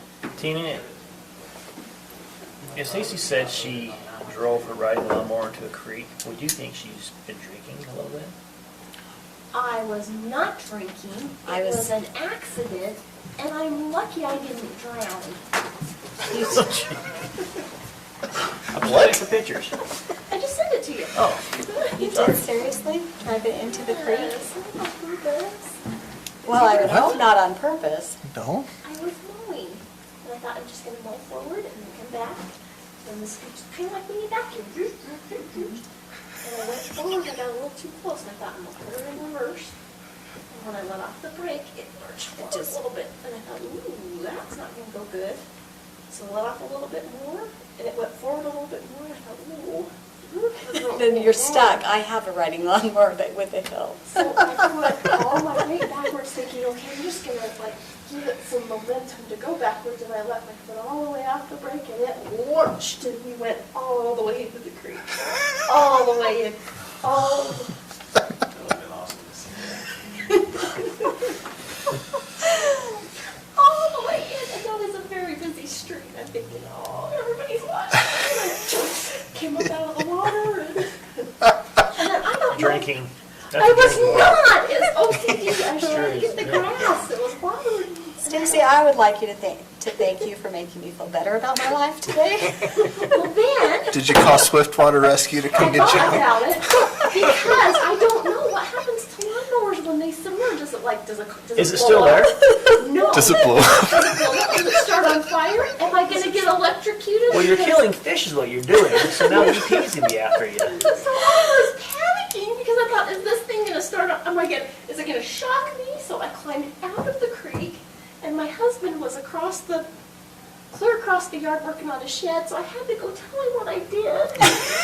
That's got to be the worst part about Did he all yell this or laugh? together. It was the worst wet t-shirt thing going on ever, so I tramped across the yard, and I had to say, honey, and he said, oh, what happened? And I'm like, I had an accident. He said, where's the lawnmower? It's in the creek. Is this all on record? Oh, is he still on? So he rolls across the yard and he said, are you okay? And I said, I think so. So he said, good. And all he could do was get out his phone and he says, because I'm taking pictures to send to all the kids. And that's all he had to say. I didn't get yelled at or nothing. So we pulled it.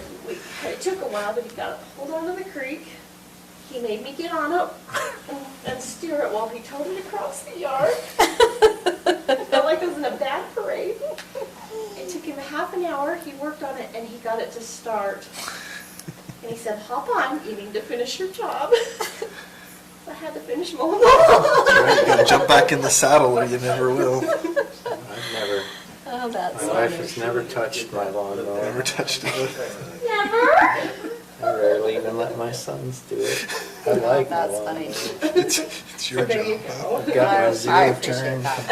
There you go. Go after. So I do have a Well, hill, those are but nice. I've gotten stuck. I have to take a run at it to get up the hill, and I. All right. Did we lose member? I don't know where Member Kilmer went, but sounds About like he's time coming to back in.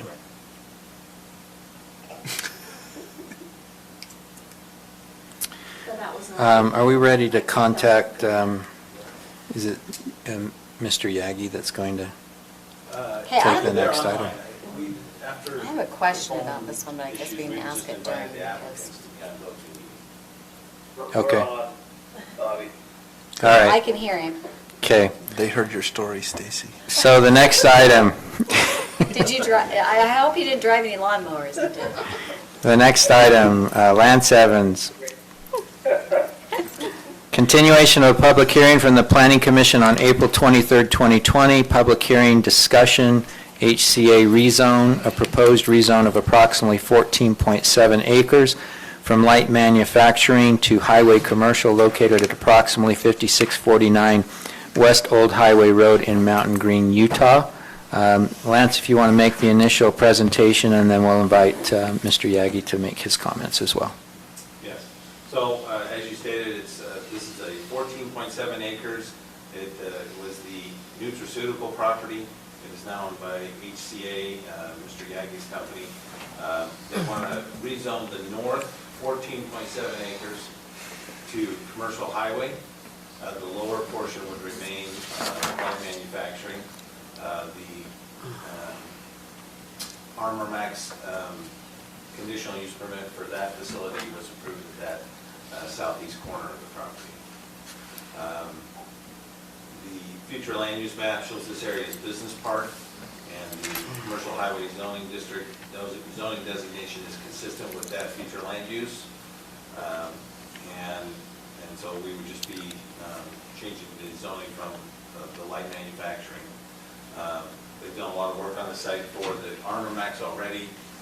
They have a concept plan that was a small subdivision concept plan that was approved by the Planning Commission at the last meeting. It would conform to either the light manufacturing zone or the commercial highway. So if you guys decide not to rezone this, that conditional or concept plan would continue to stay in place on this property.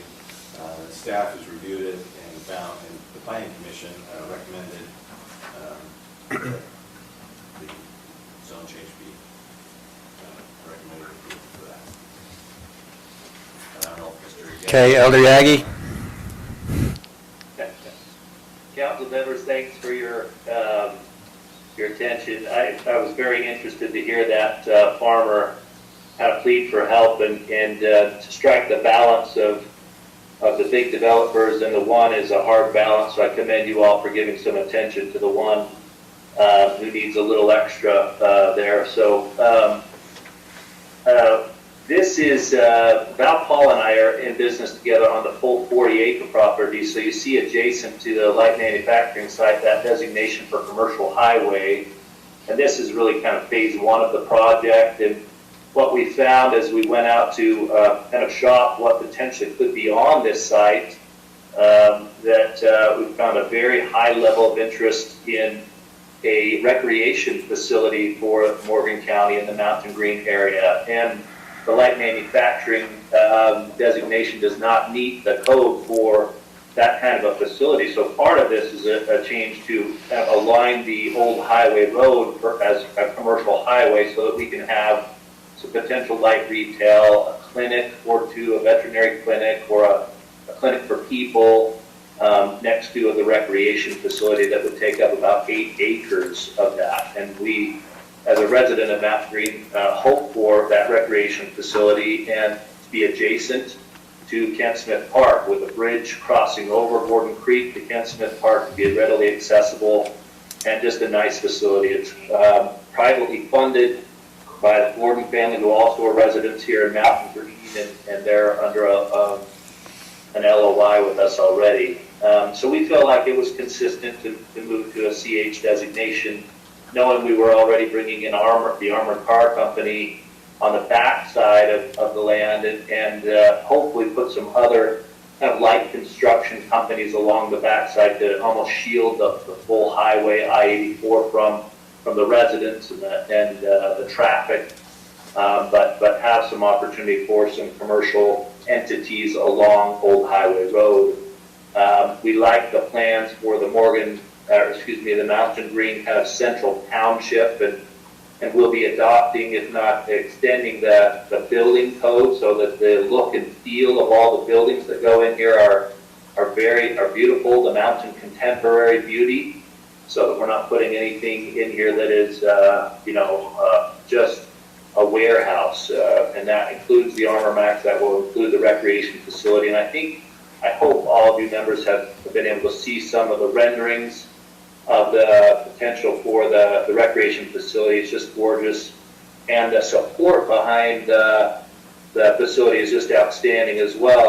The Gordons did a survey of those who were a part of the Chamber of Commerce in Morgan. I think they sent out 1,800 emails and over 600 responded, and the vast majority wanted a recreation facility, a privately funded recreation facility. So that's really the driver behind it, and we look forward. We put a lot of work into this, of course, to try to get water, make sure that Highlands could come online and provide adequate water, and Val Paul is really the expert at that, and it's just done a masterful job bringing multiple parties together to ensure that we could have adequate water for what we want to build here. So I commend him as well. He's on the line to answer any questions that the members of the council may have.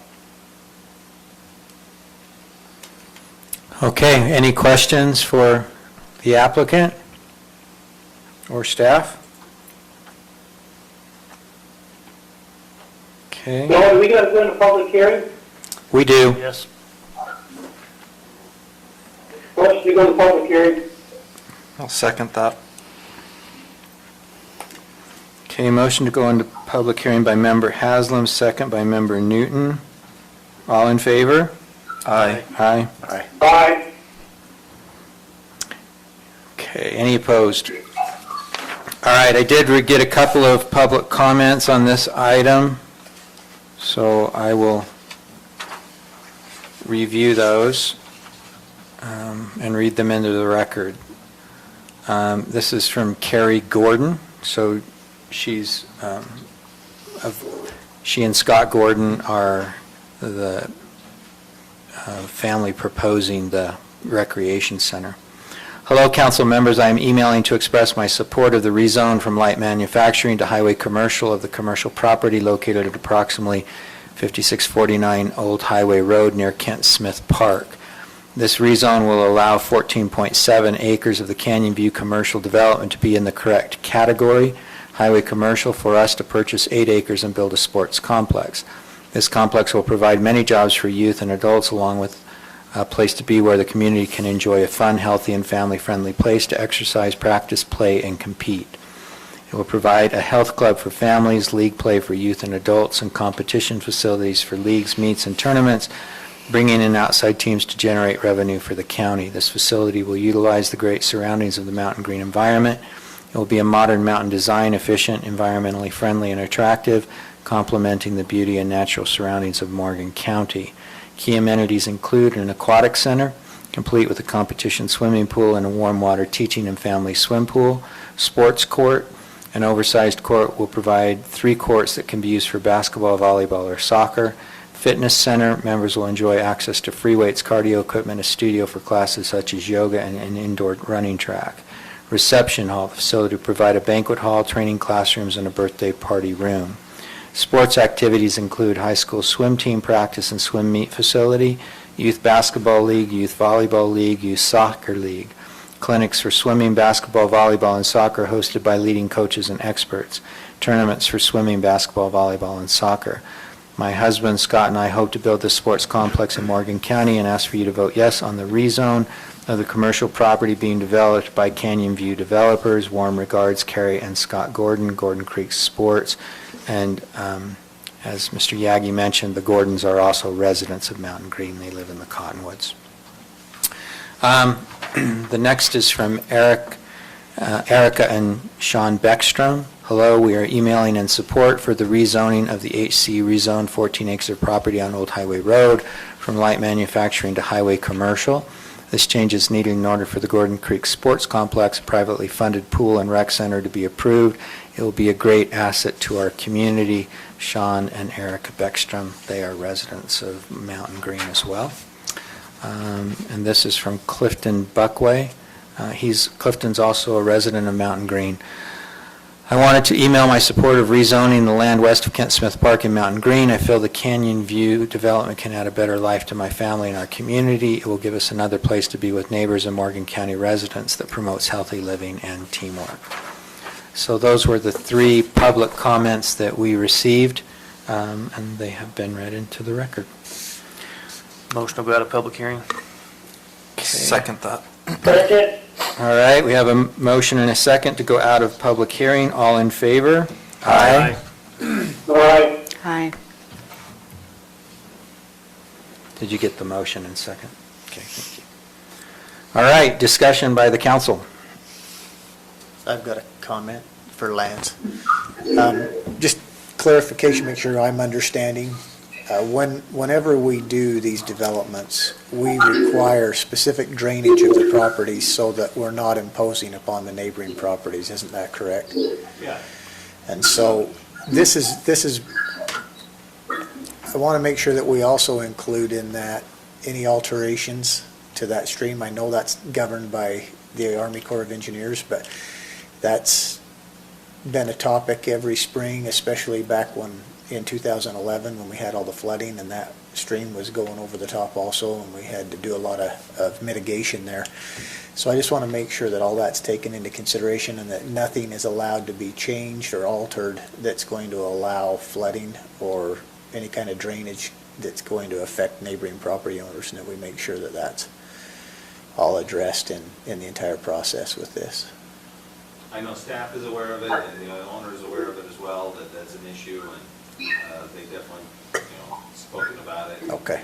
Fully, plan on keeping it as it is or improving it. And that's all I'm asking for, is just that Yeah. we're conscious Let of me just that. say too, that we've been working closely with Carol Routes and the Warners. They have, been a family that's had drainage issues for many, many years, including what you just mentioned, council member of 2011, and we've been a voice now with them to get UDOT out there. UDOT was out there 4 weeks finally cleaning out some of the ditches that they're responsible for, and we will be advocates for that as well. Thank you for that comment. Thank you.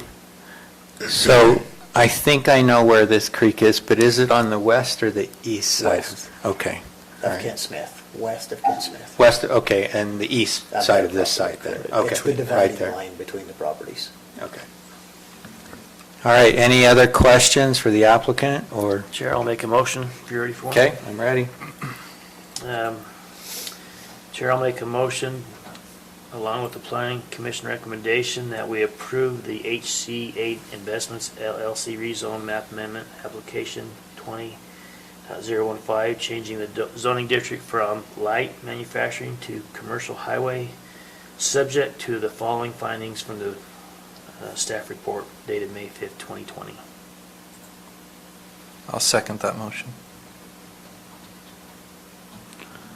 Okay, any questions on the motion? Yeah, I'm a little bummed that when I come out of the canyon, I'm not going to see those beautiful green pastures anymore, but I can't let that affect everything, so. I was going to say, I'm actually excited that they're doing commercial and didn't make application for residential. We've struggled to get commercial in Mountain Green, and I'm excited to see some, so. Great. So, your motion was just based on the findings listed in the staff report? Yes. Correct. Okay. All right, if there's no further questions on the motion, I'll call the question. All in favor? Aye. Aye. Aye. Aye. Any opposed? Okay, that appears to be unanimous. Thank you, members. Appreciate all your work. All of your service is so valuable. You give so much time. We really appreciate it as a community. Thank you. Take care. All right, I think that'll be a great project. All right, our next item, the applicant, the Paces, have requested that this be postponed.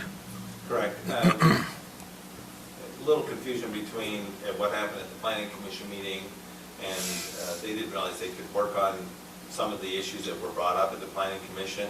and they would like to have the opportunity, just a couple weeks, to delve into whether or not Ada Lane is a county road or not, and they'd like to get that clarified and have the opportunity to come back and discuss it once that's clarified. Okay. Preferably in 2 weeks. So this matter's been noticed for a public hearing, but given the request of the applicant, is there anyone that would like to make a motion to postpone? Chair, I'll make a motion to postpone until at which time the applicant brings it back to the council. Is there a second? I'll second that. Motion by member Kilmer, second by member Newton to postpone this item. All in favor? Aye. Aye. Any opposed? Okay. The next item, Mike Newton, Rachel Turk, discussion decision on application agreement for the CLG grant that helps fund historical society projects. Member Newton. Okay, so the Division of State History provides CLG grants, certified local grants, for history projects within the state. What this is the county would have to agree to participate in this, and the agreement essentially is saying that we are a government agency and we agree to carry out the things that we've said we would do as part of the grant application. So there's 3 projects that are part of this grant application.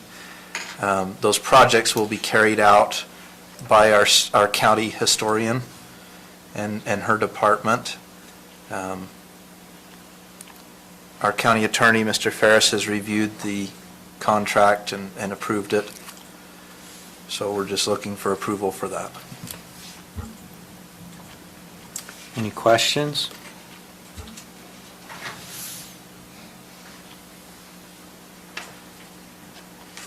So is there a motion? So I'll make the motion on it, I guess. Mr. Chair, I move that we approve the contract with the state of Utah for the Historical Society CLG grant. Second. Okay. Motion to approve the CLG grant by member Newton, second by member Haslam. Any questions on the motion? All in favor? Aye. Any opposed? Aye. See, it's very difficult to do. Yeah. Okay. I was just teasing Mike about that. Now I know how I sounded. Huh? Mm-hmm. All right. The next item is from the Airport Authority Board. I put it on the agenda. It's consideration of lease agreements for 6 different hangar sites, CC4, CC5, CC6, DD1, DD2, and DD3. Let me be clear about something. The DD1, DD2, and DD3 all have pending Phase 1 changes. What that's speaking to is, if you remember, we approved a proposal to do an initial study of an amendment of the airport master plan. That has been received, and there's a proposal to expand to add road DD1, DD1, D and E hangars. And we can, by the way, call Joe Garfield, the airport manager, if you want to have him discuss any of these leases or these items generally. These are lessees who are interested in locating on that space. We will need to take a couple of steps in order to satisfy the pending Phase 1 change qualification. One would be to approve a contract with the county engineer, the firm that did the initial study, to do the actual civil engineering plans for that area, which will include the civil infrastructure, the tarmac between the hangar rows, and laying out the pads. And so that would be something I told Mr. Garfield we'd need to get that in, and so I would anticipate that on our agenda for the 19th, we will have approval of that contract to move forward. That's $10,000 to get that done. And then the fees paid by these hangar owners can be helped to cover the cost to install the infrastructure and utilities and so forth. some of which are there but will need to be moved, others which will need to be installed. So there's some cost associated with that. I think they're advancing these leases on the theory that if the council can see that there's support for acquiring the hangar space, that they'll be inclined to move forward with that, I'll call it expansion of the airport and getting the civil work done in order to get that accomplished. The other 3 leases in the CC rows, those are all existing pad sites. I sent you the form of the easement. There has been one change in it since I sent that out. In item 1C, the second sentence, it says the lessee may not store items outside of their hangar for any purpose. And then there was an exception for landscaping improvements and outdoor furniture. I had put canopies for the man doors on the hangars, but it was just airport manager pointed out that those are approved as part of the building permit process for the hangar themselves. So we pulled that out because he didn't want to be the one approving them. So that was the only change from the form that I sent to you. And other than that, the applicant material on the site is just filled out by hand in the form.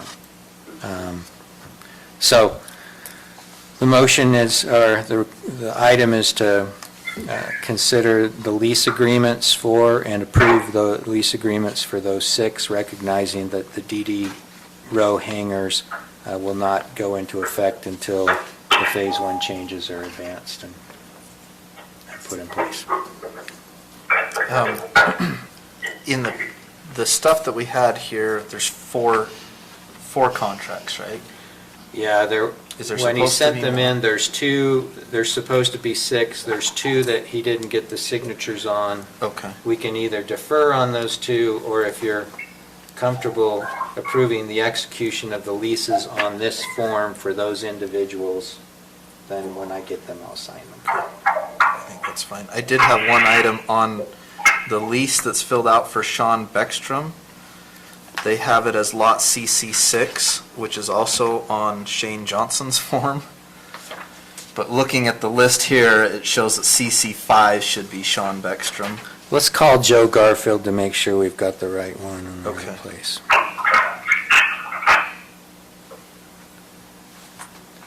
Let's see, Lance, will you be able to do that, or who, how do we do that? So his number is 801-821-6619. Thanks, good catch. I got 2 for the same. The first 2. Yeah.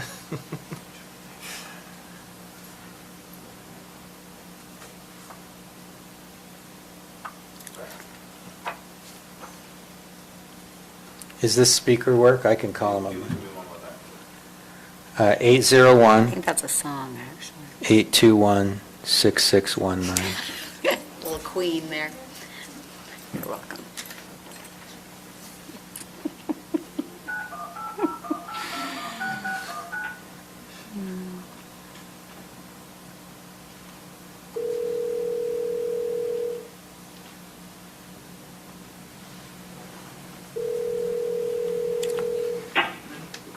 Hello? Joe, this is Robert McConnell. You're on the line with the county council. Okay.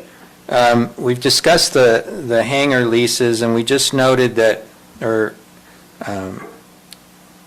Member Newton noted that the lease for Sean Beckstrom and the lease for JC Aviation both identify CC6 as the site. Is Sean CC5? Yeah, let me look here. 1, 2, 3, 4-ish. 4 should be, The list I previously had Stephen Hooper in 4. yeah, Stephen Hooper in 4, Sean Beckstrom in 5, and JC Aviation 6. Okay. I've already discussed with them the fact that perhaps on our next meeting, we'll have the proposal with the engineer to move forward to get the DD Row civil engineering work done. Right. So I don't know if are there any other questions for Mr. Garfield? Okay. All right, I think I'm ready for a motion if someone's willing to make it. Mr. Chair, I move we approve the leases for pads CC4, CC5, and CC6. And in addition, pads DD1, DD2, and DD3 pending the Phase 1 changes to the airport. Okay. Is there a second? Second. My left ear heard faster than my right ear, so motion by Member Newton and second by Member Ballantyne. Any questions on the motion? All in favor? Aye. Aye. Any opposed? Aye. Okay. All right, that motion carries. Thanks, Joe. You bet. Take care. Have a good day.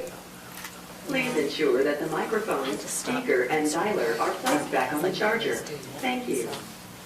Okay, that brings us to our last item. Saying any, Approval of the contract between Morgan County and Staker Parson Companies for 2020 street maintenance projects. That was included in the packet. I don't know if there's any questions on the contract that we want to pose to.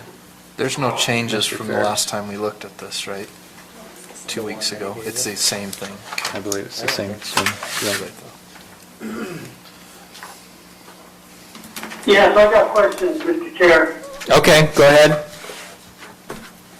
So I talked with Jan, he said he might have Brett on the phone. If you go to page 206, it's article of payment procedures. It's actually letter A, which is on the top of 3 of 6. I just wanted clarification. The way I read this is if they're 50% done, and it's okay by the engineer and the county, that they can request full payment for the remainder of it. Is that correct? I'm just trying to make sure I'm getting to, you said it was on the top of page 3? 5% done. Say that again, Jan. Says if they're 95% done and the engineer signs off on it. From what I'm reading in section 6. Now, the next part of it says if the work has been 50% completed as determined by the engineer,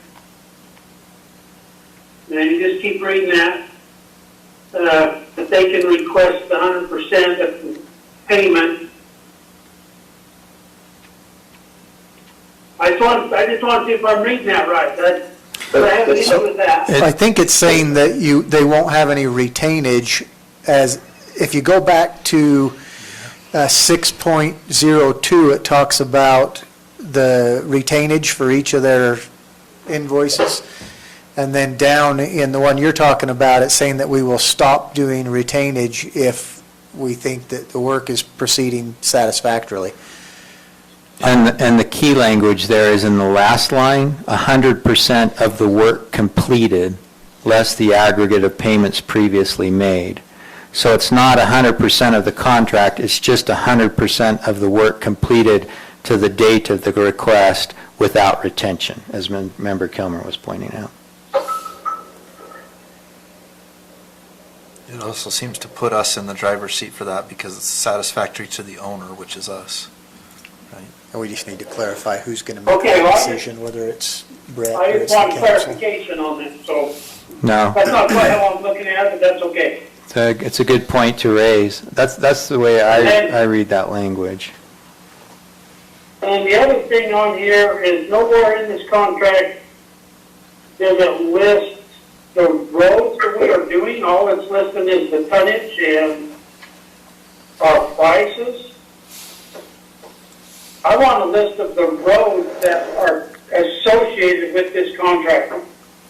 Those were given in the last meeting with that approval to move forward with this. We approved a list of roads in that meeting. Okay, so Jan, that list that we approved, is it tied to this contract? That's my question. Yes, I believe so. This, if I remember, Brett Heiner presented in the last meeting and said he was getting a good price because of oil prices, and he may even be able to do more than he had planned on. And so, yes, this is the basic contract that's going to get us there, and I guess it could be tweaked a little as we get to the end of it. And then, yes, he does have his list of roads that the county council modified a little bit at the last meeting, and he said he would go forward with that list.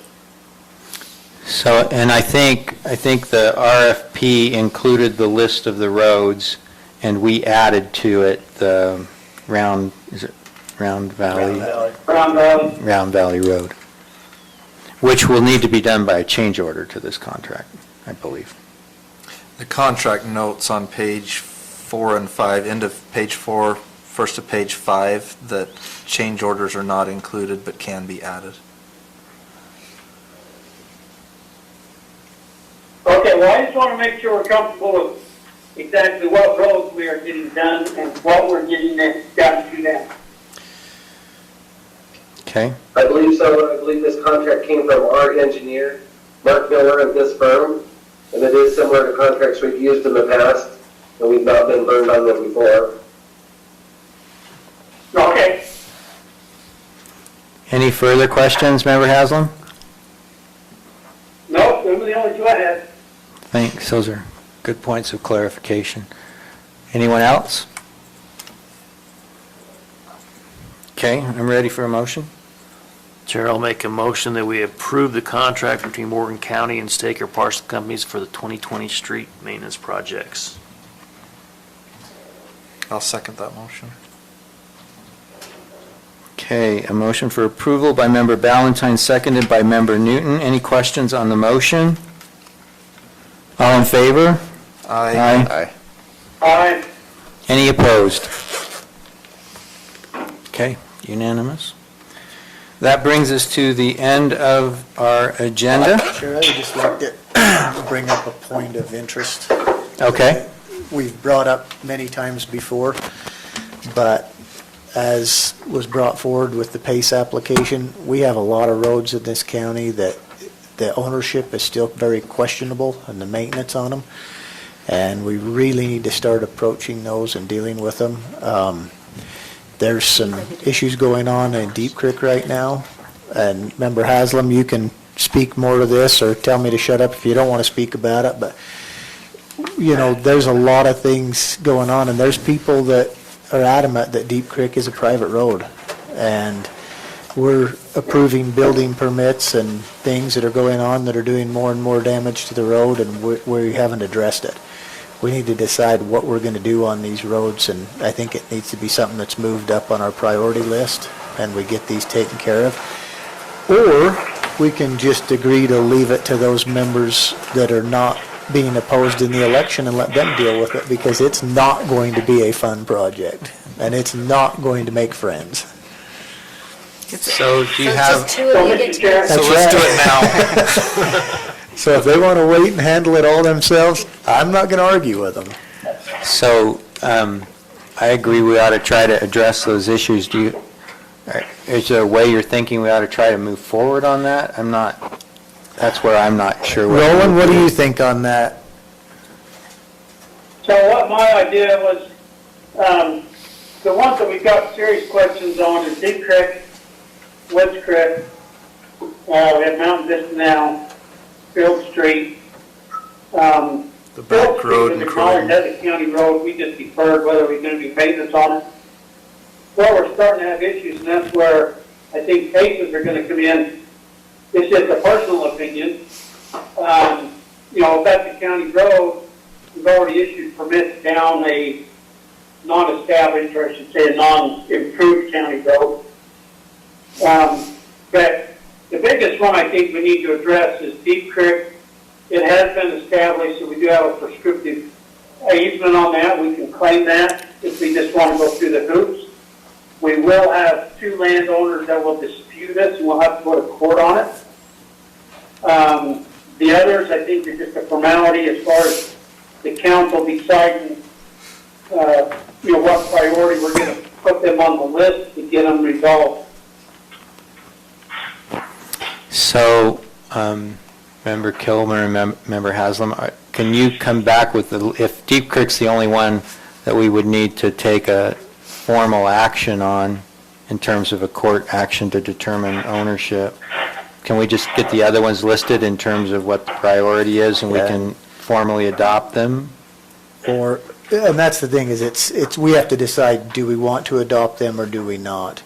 If we have not been receiving funds on them, then we are under no obligation to adopt them. We're actually under no obligation to adopt any of them. We just have to go through the formal process of rejecting and saying we're no longer going to provide maintenance on So them. maybe if you could come back with the recommendation to accept or reject on everything other than Deep Creek, and then I guess we can decide what we want to do on Deep Creek.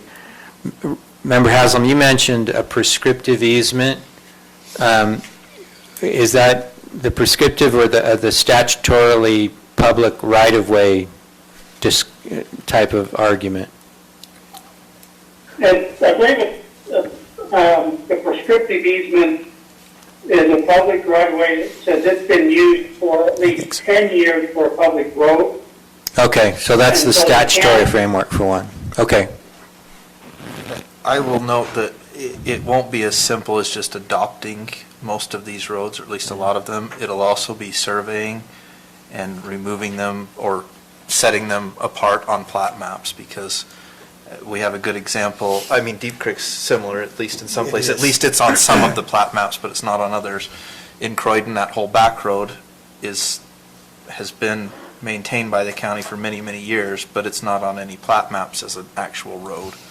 So This process was gone through before by previous commissions, back before they had the council, and the follow-through never took place. There was discussions and roads were said, we're going to abandon these roads, they're now private, still shows as county. Or vice versa, the county's going to accept these as roads, as we see in Deep Creek and Lost Creek, where the platting or whatever never took place, and they still show on their tax rolls, they still show on their plats, and so now you have new owners of these properties that some are saying, no, we don't want anybody coming up here, so we want to keep that, that's our road and our property, and we don't want anybody crossing it. Or others might say we don't want to pay taxes on this road we're tired of paying anymore. taxes on your road, we want that off our tax rolls, so. Okay. Well, if you'll come back with the recommendations, I'm happy to have the council take it up and move forward and see what we can get accomplished. Okay. Thank you. I'll move to adjourn. All right, a motion that doesn't require a second. All in favor? Aye. Aye. Aye. Okay, thank you for